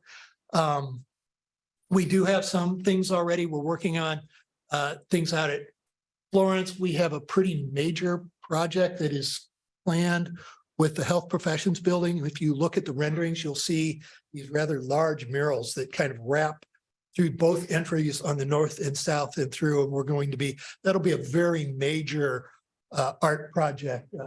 We're starting to work with the Art on Campus Committee. We've completed 2 murals that are on here already. And we are using the policy in COPS that is both the art on campus as well as how we procure that. Next slide. Building 16. That's one that, please, I beg the state to get that. We really need that $8 million. I'm sorry to give that shameless plug, but I won't say we won't do anything if we don't get it, but it's going to be a very different project. If we, that's 1/3 of the funding for that project. We have to do something, but it really is a major thing. Really be focusing on the lab spaces. The lab spaces are really pretty much, particularly the chemistry and biology labs they are original and they're desperate. There's a lot of safety protocols that need to be dealt with there, as well as getting other things and connecting in. Next slide. Public safety relocation. We'll be talking more about that. I know we're working on that kind of internally, trying to figure out where the best location, how to put that, confirm what all those needs are. I think based on what happened this past week, we clarified a few things that might need to happen there too. Next one. Building 12 space, we're doing some things with that and demoing that. We've talked about that in conjunction. We'll talk about that more in the future. Do I have anything else left on those slides? What to do with remaining funds? We got a lot of risk ahead of us. Let's not plan too far ahead. That's my simple. I'm done. 2.5 Awesome. years. Two things. First off, Lisa, thank you for what your staff did and helping protect our campus and with the situation that happened last week. And I'm really interested in whatever we can do to expedite the campus safety resources and everything like that. So whatever you need to put in front of us to approve, let us know. I know we approved some of those things, but if there's anything else, like We're working as quickly as possible. excellent. The second comment I just have to make in regards to, in a previous board meeting, I've mentioned the SNAP employment and training funds that could be used potentially for 50-50 match for certain building projects and stuff to help improve access for SNAP recipients into training. Have we looked in, has the cabinet looked into those and seeing how we can kind of help subsidize bond funds and stuff like that? Jennifer, I think what I would say is we have not done that yet, but Okay. we certainly will. I'll certainly take a look at that. as an Certainly. Opportunity. Yeah, certainly want to urge that. And If you can point us in any tools, that would be helpful. Yeah. Ah, Fantastic. See, I'm really see. glad to hear that. Excellent. I mean, I even like look at the Florence campus, and because of the high percentage of SNAP recipients in that part of the community, I almost see like almost everything that we did to the Florence campus as something to increase access for SNAP recipients into training programs. So wherever and I know, and I spoke to someone from ACCT that said that it could be utilized in post, meaning even after the construction was done. So yeah, if there's I'll try to forward those that contact that I made there. But wherever we could utilize those 50-50 split funds there, I think that would help supplement some of this stuff. Thank you for that. Of course. Lisa, Can I just ask that you repeat what was shared from the audience so that people who are listening in Zoom can hear what was said? Oh, Grant, would you mind coming to the podium? Otherwise, people who are listening in Zoom cannot hear, so. That's right. Sorry. Yes, we have been using some of our STEP funds to work on some projects that are directly related with our STEP services and our SNAP services that are towards students. A project that's currently underway is being funded through some of those funds. Excellent. Great, thanks. And then I did have Go for another it. question. go for it. May I? Yes, please. Yeah, thank you. So going back to page 6, and I mean, ton of information, right? I think the things I would like follows up on, relate to some of the safety, infrastructure, requests that were identified earlier. I guess for me personally, I found myself asking, do I have to ask if there are doors that you can't lock from the inside? I mean, those types of things. So I look forward to the follow-up on those, but looking on page 6, loose ends, are those the things, does loose ends mean that the 63% of allocated dollars, that these things don't have allocated dollars? we don't have a plan put together. Most of them have allocated dollars. to them. Okay. But they're things we need to get to. Okay, great. And, So, they haven't been studied. They're back at that point where I said they're rule of thumb or kind of guesses as to what that cost might be. okay, great. So- So most of those things have some of the 63% allocated. So I think I frequently ask this question, like, what are the things we're concerned we're not going to get to? Well, Besides all of the, maintenance that we clearly I need to. think that's a yeah. big one, but President Bolger. Yes, I wonder if we could in a separate presentation, bring that back to the board Mhm. to give you an update on that. Thank you. Other questions, comments from board members this evening? Very thorough report. Sorry we made you hurry through it. We'll try to budget time a little more adequately in the future. Glad to Yeah, have the chance. appreciate it. pleasure. I do think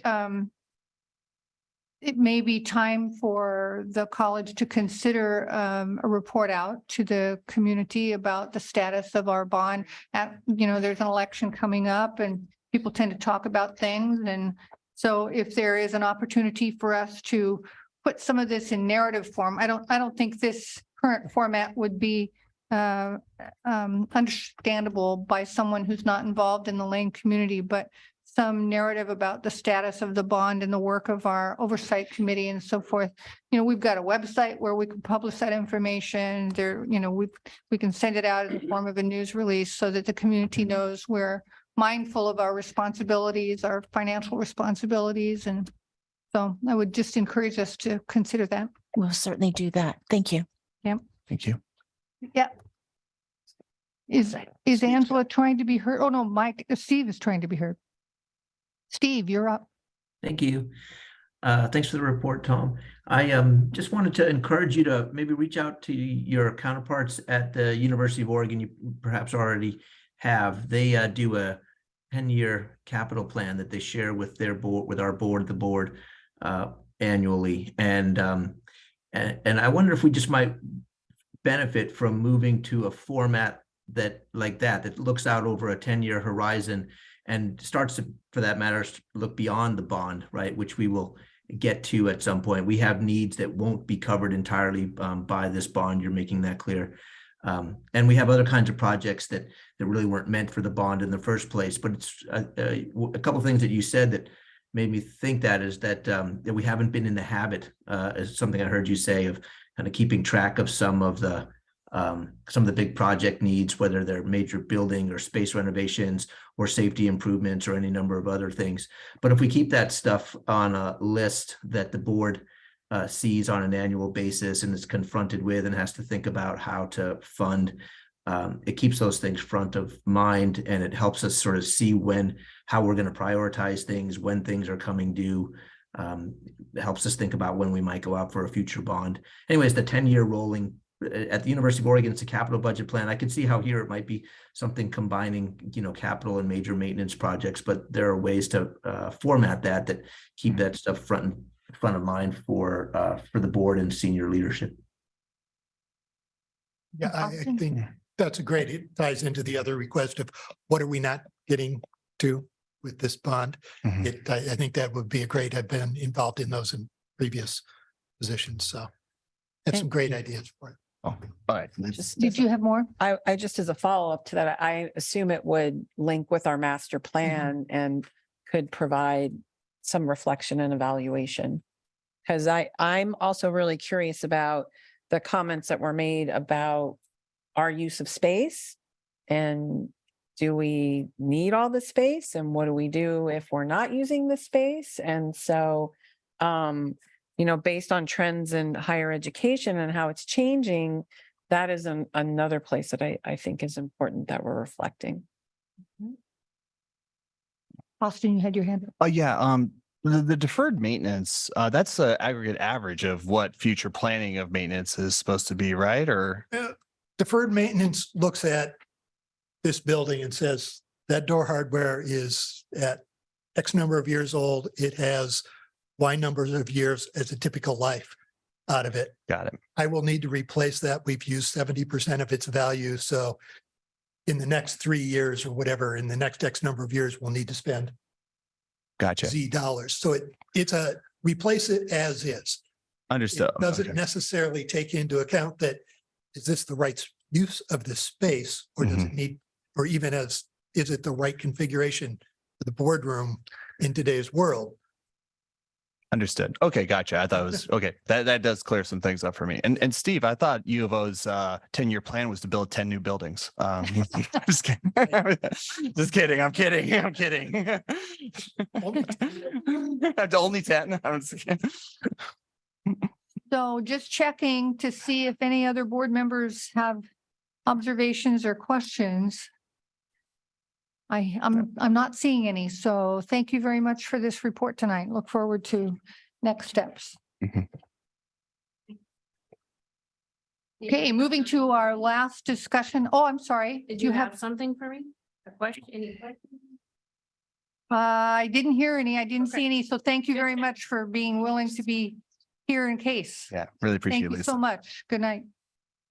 Moving on to guided pathways update, President Bolger. Yes, I'd like to ask Dr. Fry, Jennifer Fry, to come up and talk about the Guided Pathways Project. And I think that you've got some assistance with that, faculty.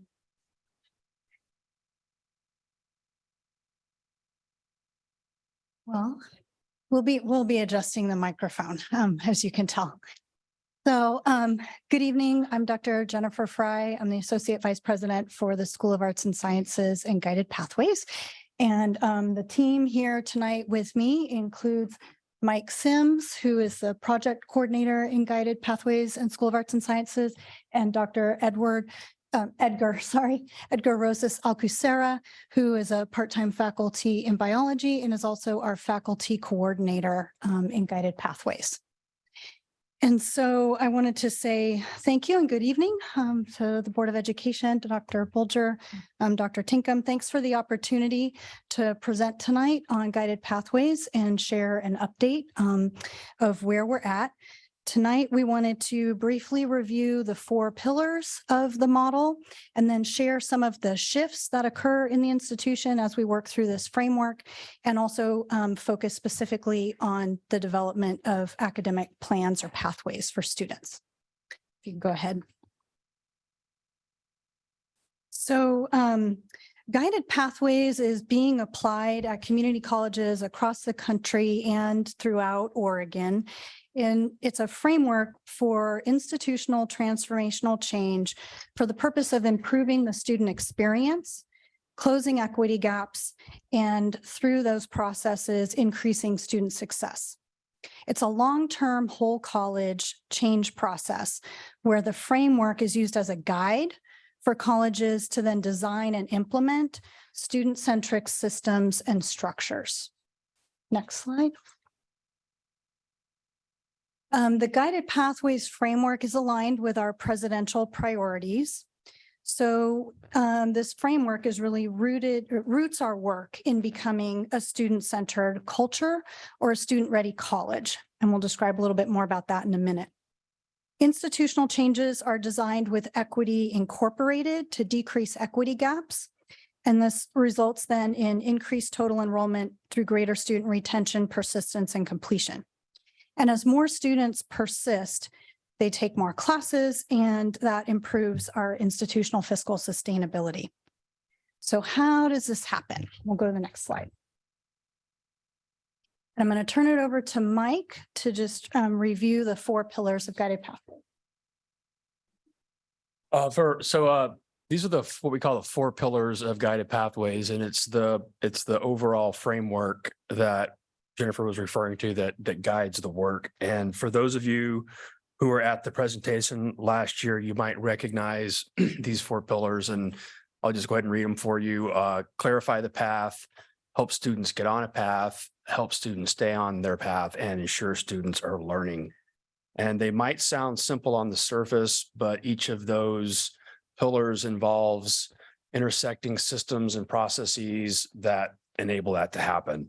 So tonight, we're going to talk about some of the shifts in institutional culture, enrollment and retention that need to occur or can occur as we start to implement this framework. And so we're going to focus tonight on pillar 1, which is clarify the path. And Jennifer's going to talk more about that.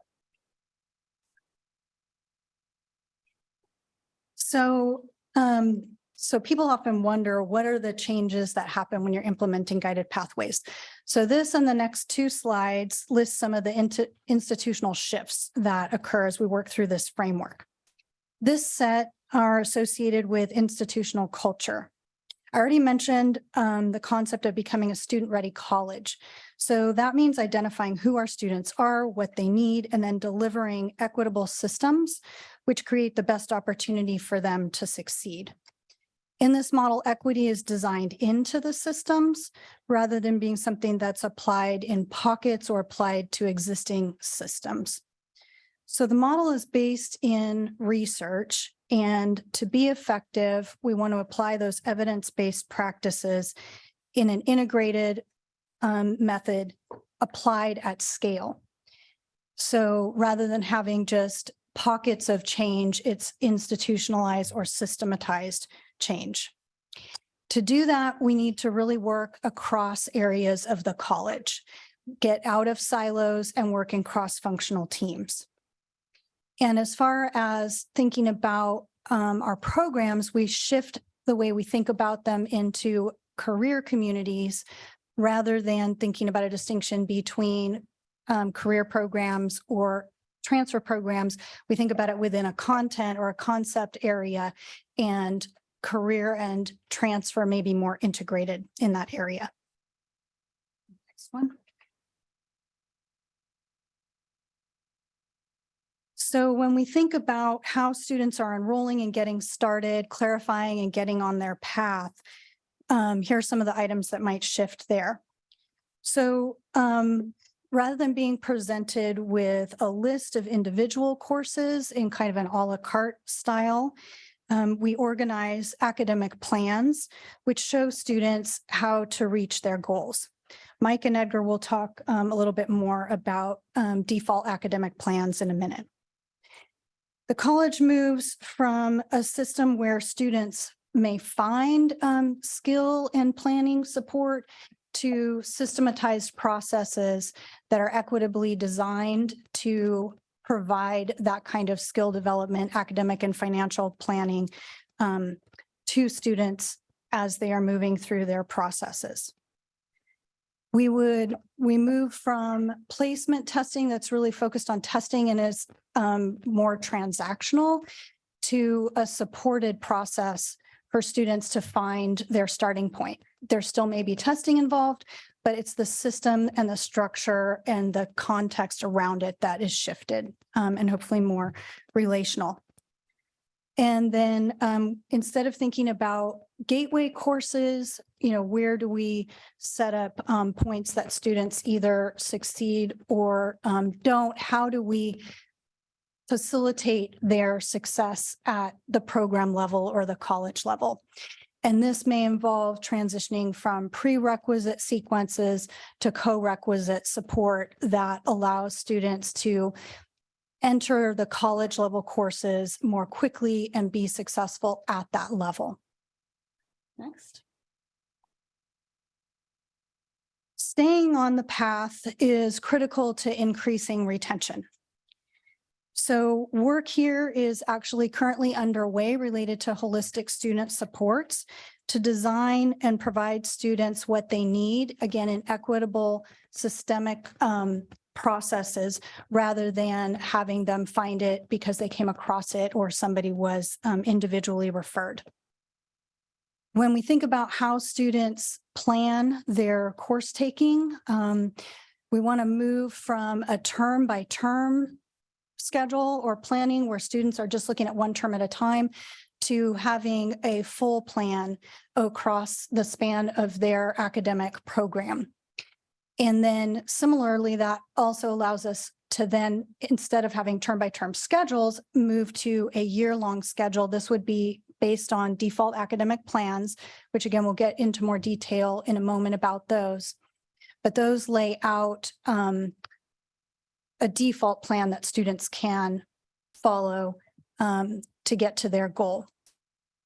As we have that in place, we're able to then better identify where students will be commonly taking or needing certain courses. And so that allows us to start building these year-round schedules that are based on what students will need at the time that they will need it as they're going through their academic process here. This is also related to being able to think about whether students are on plan or off plan. When they have a full academic plan, we're able to identify and they're able to identify what they're taking and how that helps them progress on their plan. And of course, advising is also an important component of this. And in this model, we would identify particular points where we are aware that students may be in a transition or need additional support and have that advising planned at those momentum points. Next slide. All right, I'm going to turn it back over to Mike to describe default academic plans. Thanks, Jennifer. So one of the shifts that Jennifer mentioned was this idea of moving from this a la carte model to an academic plan, what we're calling a default academic plan. We say DAP as a shorthand. And they're starting point degree guides, and they're created by the discipline faculty, anthropology, for example. And they're based on the 1 and 2 year planners that advisors are currently using. So from that default academic plan, that starting point, again, as Jennifer emphasized, students will create an individual academic plan that's tailored to what they want. So they do that in consultation with their advisor. So Edgar has spent a lot of time with the faculty developing those. And so but I turn it back over to Jennifer and let her introduce the process that went into creating these plans. And then I think Edgar's going to talk about them.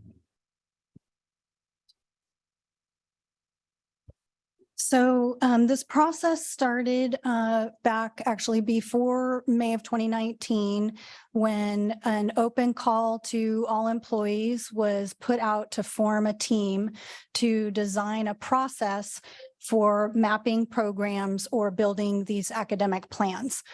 And the purpose of this team was to design a process for creating the map. So I just want to emphasize that this team didn't actually create the plans. They were creating a process by which we would create the plans. And so there were 13 faculty members, 8 classified staff, and 1 manager that was on that team. It was facilitated by our faculty coordinator at the time, which was Jen Kepka, and actually also 1 faculty member of the team. And they concluded in February of 2020 with a set of design principles that would be followed as we created these DAPs, and also a recommendation of a process. And Edgar will talk about that detail in a moment. But the design principles included an acknowledgement that we're working on version 1. And what that means is that as part of the Guided Pathways process, we know this is a long-term change. It's focused on continuous improvement. And so we know that as we move forward with any step, that's the first step, and we will have to evaluate that, engage in next steps, and continuous improvement. So first, we want to acknowledge we're working on version 1, and that those maps would be for full-time students starting at college level. And again, thinking about we have to start somewhere, and then from there we can make additional modifications, which we'll talk about more in a minute. So that was our starting point, that the these version 1 DAPs would have a maximum of 90 credits, that we would be focused on the University of Oregon as the transfer partner for transfer programs, and that the DAP would result in students having junior standing in their major when they transfer, and that it would include only courses that transfer directly and productively to the U of O, meaning that it counts towards their degree requirements. So those were the design principles that were recommended by the team. And then, like I said, they also recommended a process, and Edgar's going to describe that. Do you want me to look at this?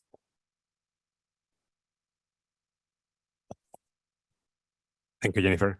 Yeah, basically, like the program team concluded like the following. Next slide, please. Thank you.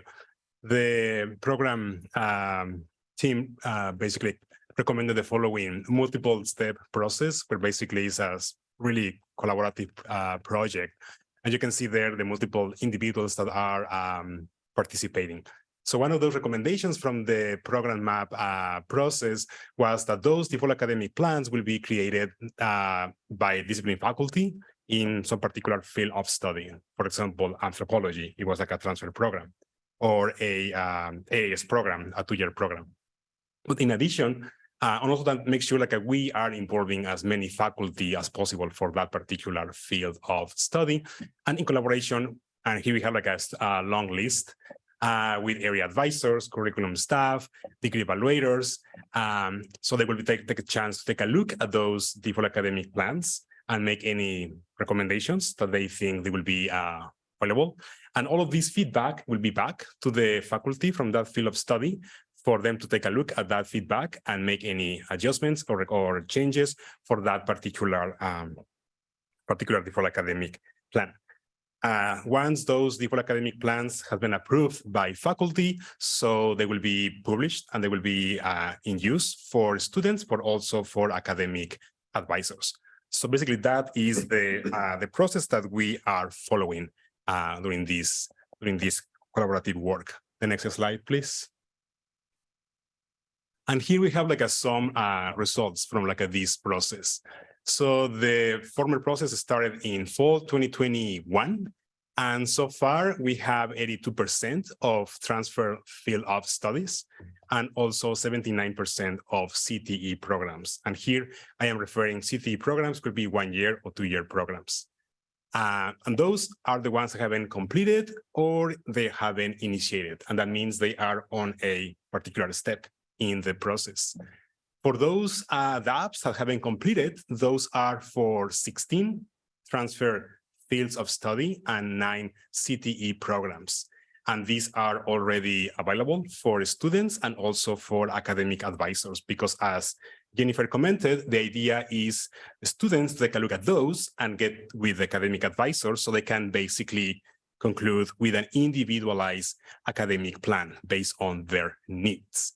As I commented before, this is a collaborative project, and we have been involving multiple faculty. You can see there the numbers. 76 faculty members have participated in this process, and also 15 classified staff between academic advisors, curriculum staff, financial aid, and degree evaluators. As Jennifer commented, also, this is the step 1, phase 1, because we know that this is in particular for full-time students, the ones that are transferring to U of O. So we are envisioning other steps that may need to come in the near future. One of those is to include these DAPs, not only for U of O, but maybe for other transfer institutions, namely OSU. Also to create those DAPs now for part-time students, and also having those DAPs and include the developmental education for those that they need those extra courses, and to have that annual DAP update process, because they are changing the program, they are changing the corrects, and to make sure the courses have those, they transfer to those institutions. So the next slide, please. So the next two slides are basically about kind of the product that we have and we have as the result. So on your right, you can see what we call the default academic plan.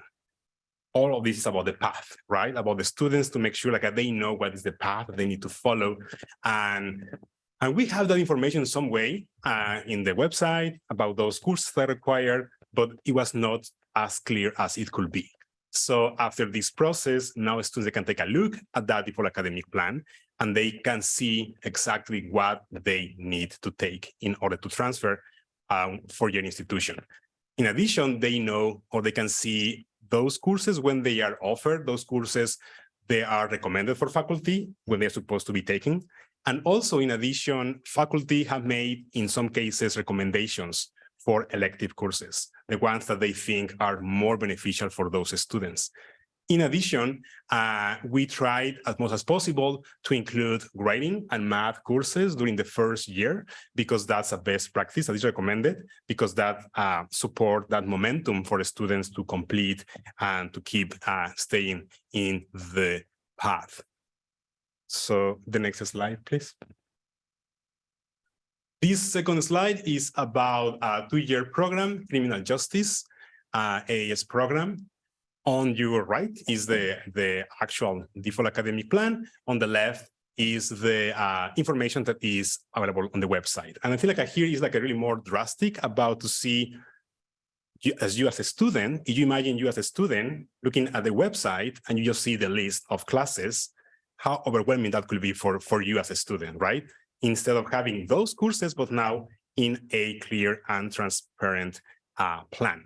So as the same for the DAPs, for transfer areas. We are trying as much as possible to include math and writing courses during the first year or the first terms, because as I commented before, that is highly recommended to support retention and mainly for those minoritized students. So I think the next slide is for Jennifer.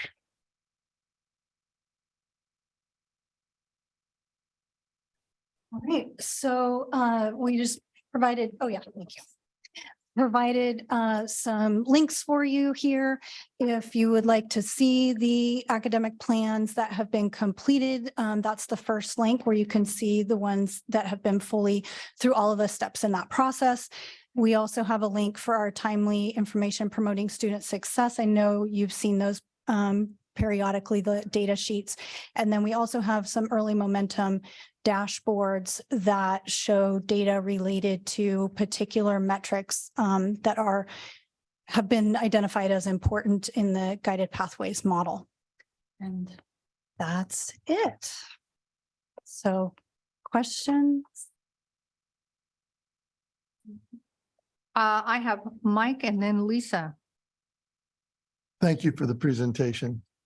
I've heard Rob Livingstone talk passionately quite a few times about guided pathways. And it looks to me like we have done some excellent work in trying to implement the idea. My concern is about the students that come to us that don't have a plan of study in mind. They come to us and say, I like music, I like science, and I like journalism. And I have no idea which of those I should focus on. It seems to me that the default academic plans assume that students have a field of study that they've already kind of identified. And I think that there are some number of students that don't have that. And I wonder how we help them. So this is a very broad framework that has a lot of components to it. So even with everything that was in there tonight, I didn't include everything that's in the model. So part of the model actually does include early career exploration. And that the reason for that is exactly like you're saying. But in the guided pathways framework, that wouldn't necessarily just be if students self-identified that I don't know yet. Again, in the model, we really focus on systematizing and creating it in a manner that we know will be equitably applied. And that has to be balanced, obviously, because there might be some students that really are pretty sure what they want to do. Sure. So, so it's not also an all or nothing kind of model, but early career exploration is a really important component of the model that, like I said, I didn't have necessarily on the list tonight, but it links to the concept of career communities that I mentioned. And also, again, potentially for future work would be enhancing how our career communities are identified, shared with students, and how students engage with that in a way that helps them with that exploration in order to better make a plan. One other piece that I will say that does relate back to the DAPS, and again, this is probably for a next phase.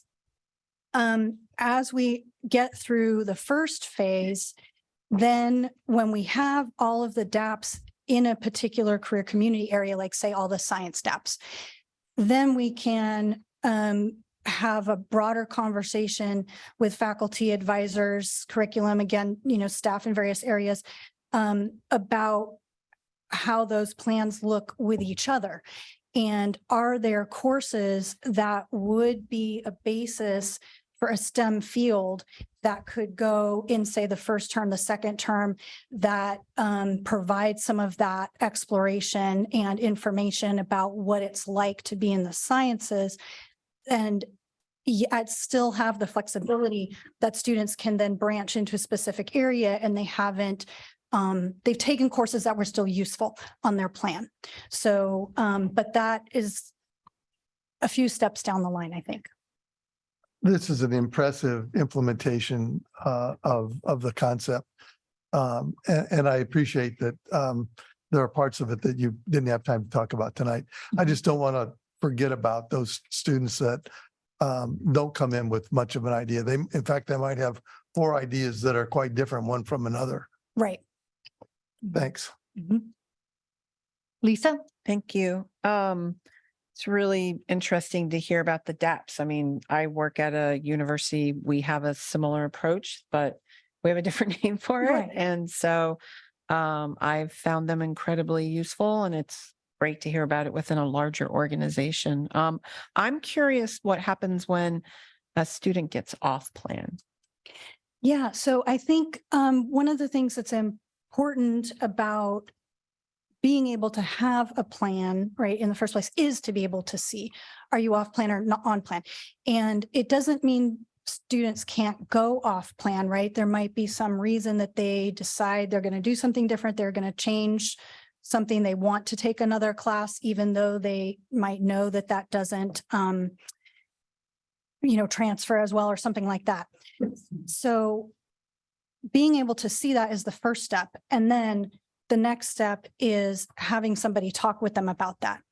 And so the advising that I mentioned, being able to get to the point where we have advising that is structured at particular momentum points is one way to have a planned check-in with students to be able to identify if they're on or off plan.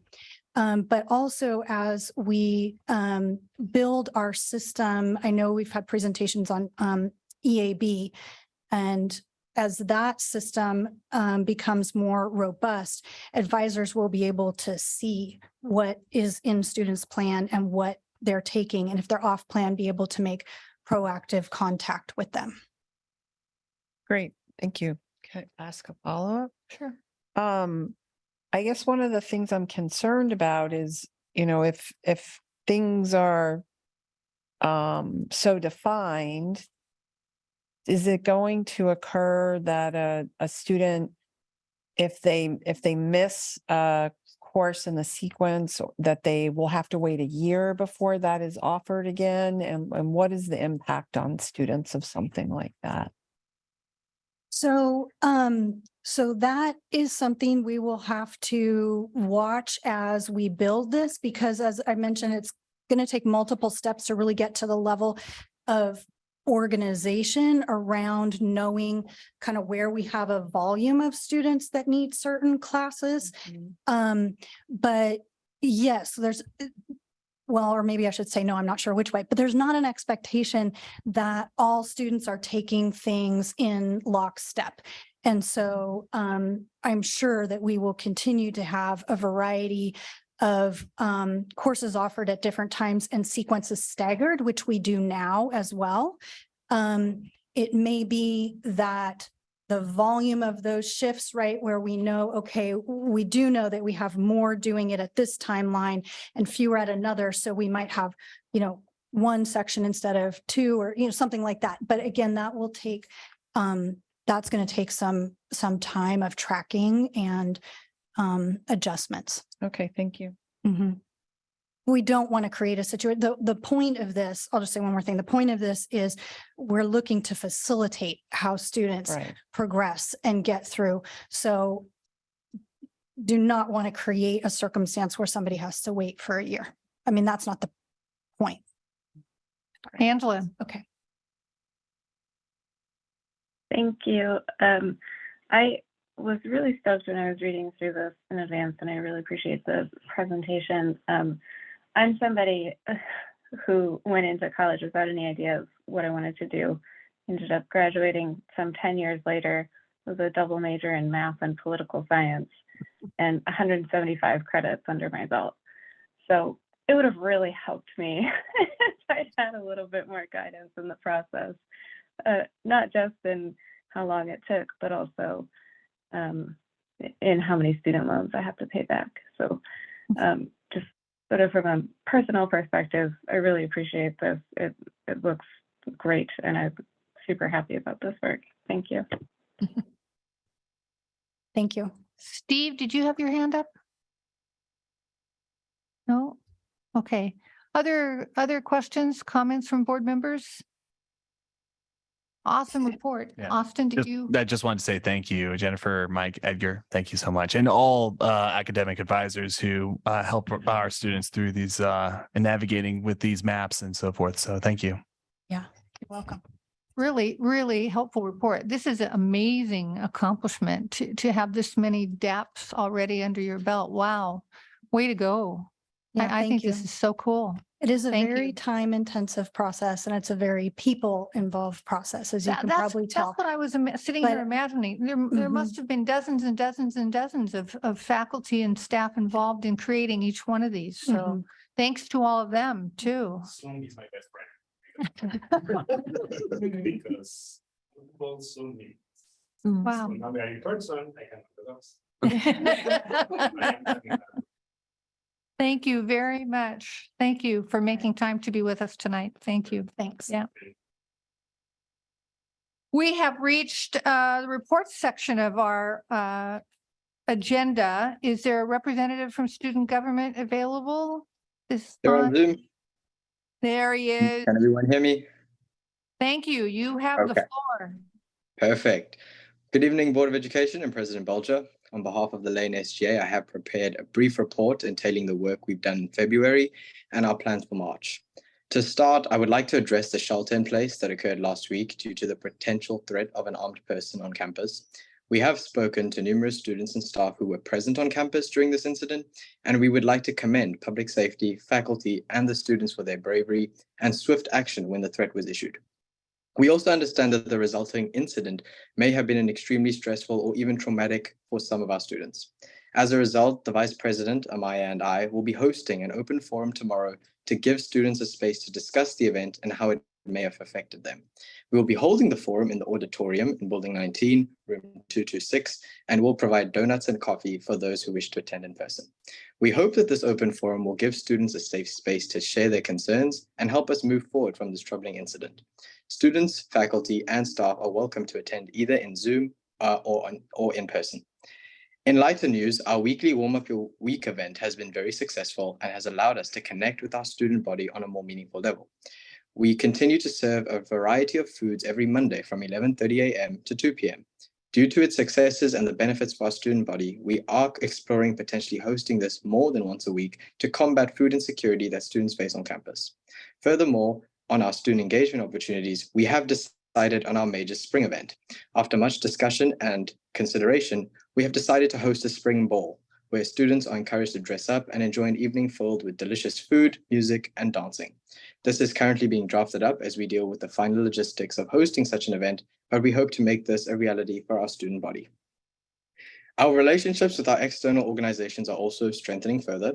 We are working closely with the Oregon Students Association, OSA, developing our legislative priorities, and with the Associated Students of the University of Oregon, ASUO, to restructure OSA and assist them in partnering with other higher education institutions in Oregon. Furthermore, we are also planning on meeting with the Washington Students Association to discuss the possibility of collaborating with student associations across the West Coast, specifically in the states of Washington, Oregon, and California. Along with our statewide work, we are beginning to work on strengthening the future of the Lane SGA by working on ratifying changes to our governing documents and by developing a steadfast plan for our upcoming spring elections. Both our governing documents and election committees are making swift and effective progress in their goals. Currently, Amaya and I's main focus is on supporting students in the light of last week's incident. However, our Senate has continued to work seamlessly behind the scenes to ensure that all of the SGA's priorities progress as necessary. This ensures that even in the midst of turmoil, this SGA continues to function seamlessly. I am proud of our senators' response and I applaud them for their resilience. I look forward to what the future holds for both the college and the Lane SGA. As always, I appreciate the time and efforts that the board has put into supporting us as the student government and our student body. We look forward to continuing to strengthen our relationship with the board and LCC leadership. Thank you. Thank you. Report from LCCEA, Adrian.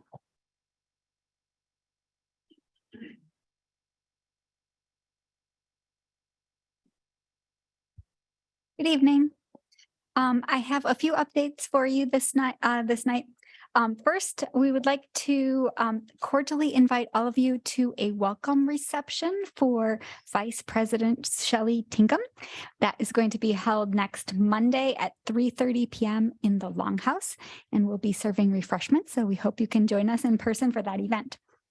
We have a few additional updates about issues that are impacting faculty. Last month, I reported on possible retrenchments in political science and sociology and wanted to provide an update to you all. We're continuing to work with the administration regarding the proposed partial retrenchment in political science.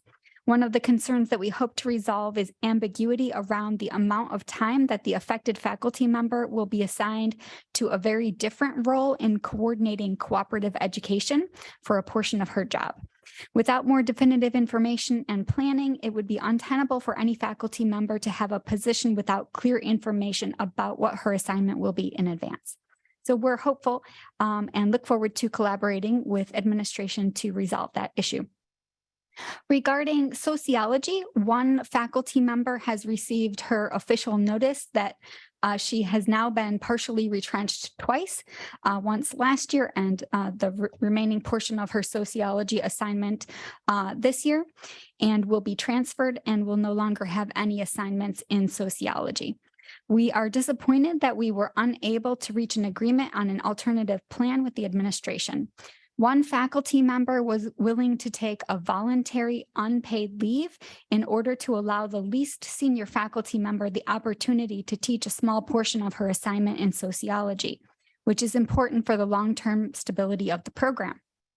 Even though LCCEA offered flexibility and asked the administration to work together to craft language that would meet their needs, the college declined the offer of voluntary unpaid leave, and as a result will not receive the savings on salary and OPE that were offered, which is very surprising. On an unrelated but positive note, we have recently reached an agreement to provide a small amount of curriculum development funding for faculty who are going to be teaching in the summer and part-time faculty, because we are doing a transition to Moodle 4, which is a new version of our online learning management system. And this will be very important because the transition is going to happen during the summer term, the middle of the summer term. On another positive note, just today, right before this meeting, we reached an agreement to settle an unfair labor practice claim resulting from, yes, and it's already partially signed. We'll be following up with another signature in a minute. This was an unfair labor practice claim resulting from a reduction in clinical instruction time for dental hygiene faculty in September, shortly after an arbitrator had awarded them compensation for all of their student contact time. This reduction has been negatively impacting dental hygiene faculty, their students, the operation of the dental clinic, service to dental patients, dental clinic revenue, and the ability of LCC to meet its contractual obligations to community partners, such as the Oregon Health Plan, since that time. But now the issue is settled, and as part of the agreement, faculty will return to their normal clinical schedule beginning in spring and will be fully compensated for their student contact time. The college will provide $10,000 in tuition waivers to students in the dental hygiene program this year who have been impacted by the disruption, and LCC will reimburse the union for the unfair labor practice filing fee. On a final note, we'd like to reiterate that LCCEA and the faculty are committed to being partners in our collective work to ensure our campus is safe and to take care of our community.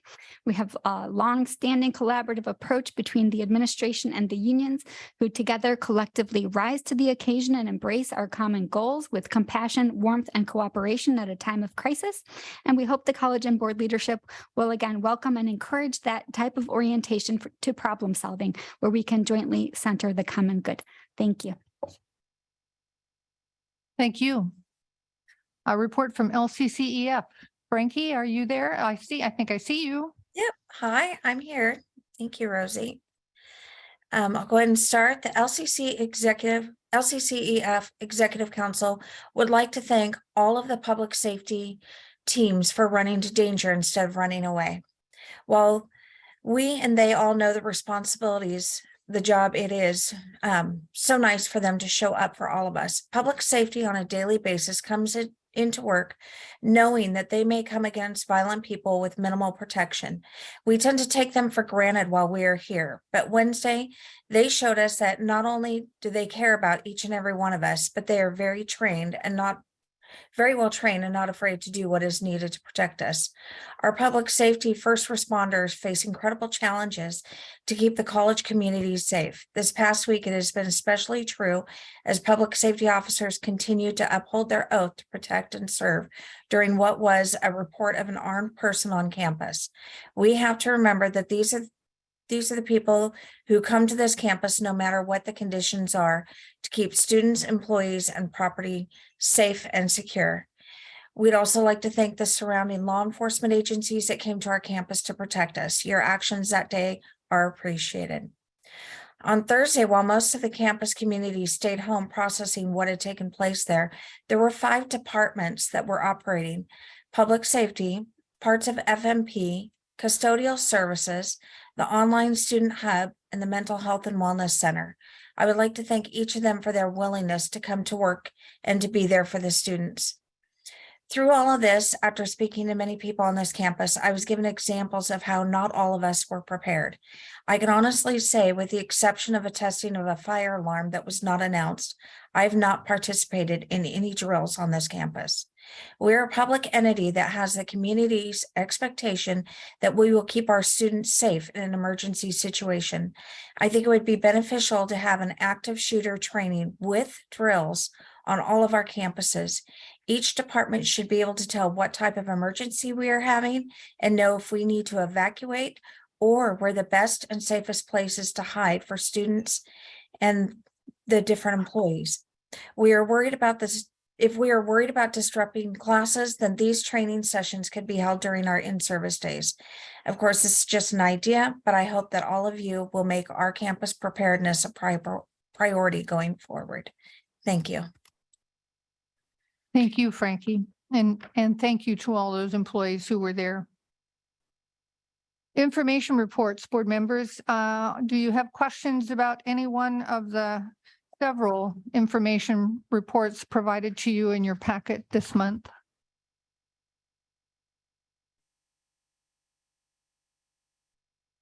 Not seeing any, we'll move on to good of the order.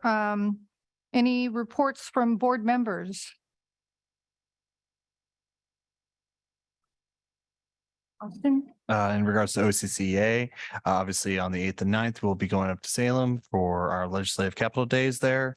And this is a great opportunity. I want to encourage anyone who can attend, please to do so.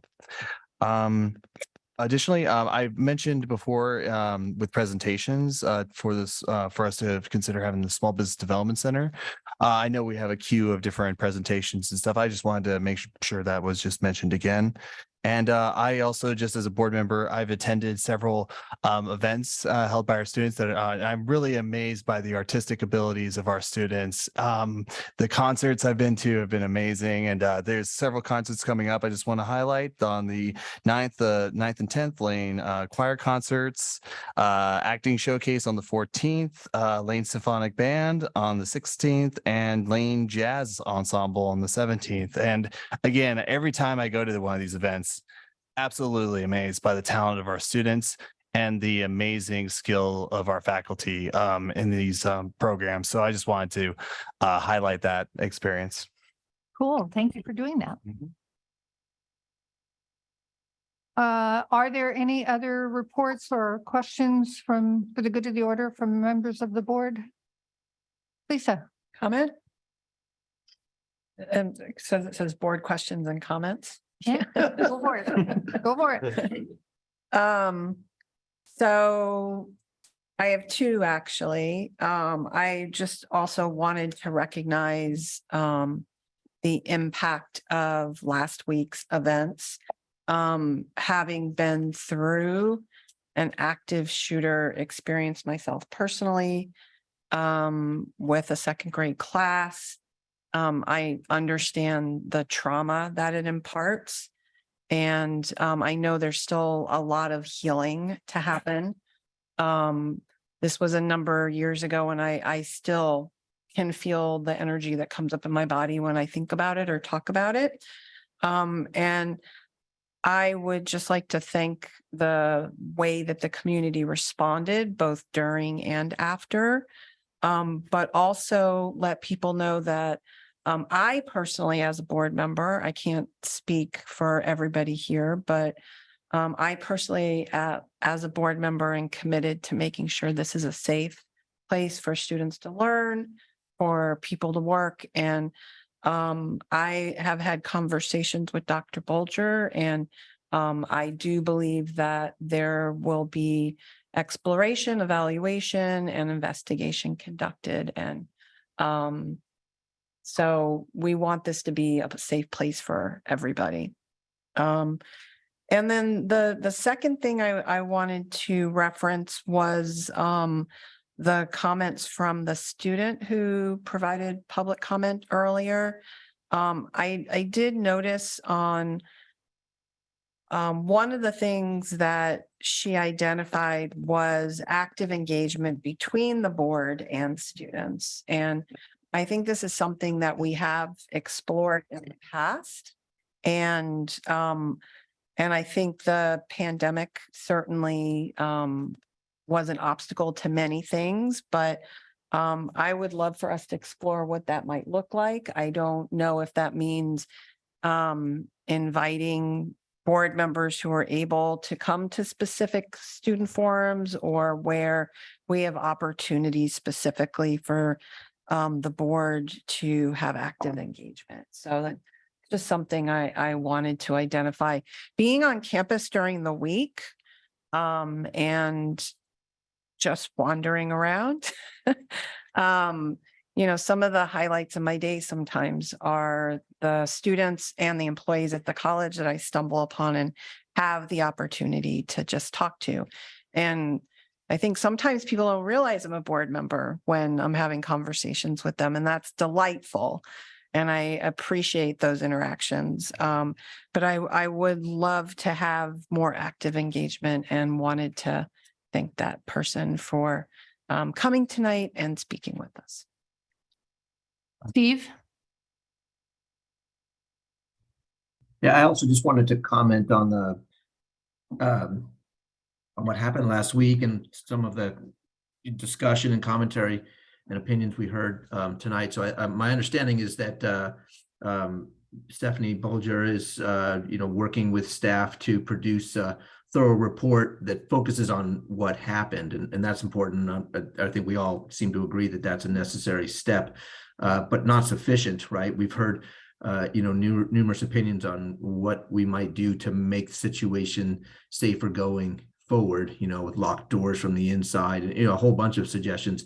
It's not for me to decide which of those makes the most sense and which ones ought to be prioritized, and which ones we can afford to do immediately and what we need to put off for later and all that kind of thing. But I do think we want something like that. We also, in addition to a report on what happened, I think we also want a report on what a proposal that is on what we ought to do to be better prepared for the next one. And I imagine it would include physical improvements, but also training and support. And so I'm encouraging the board to voice support for something that's not just looking back and figuring out what happened, but proactive with regard to the future.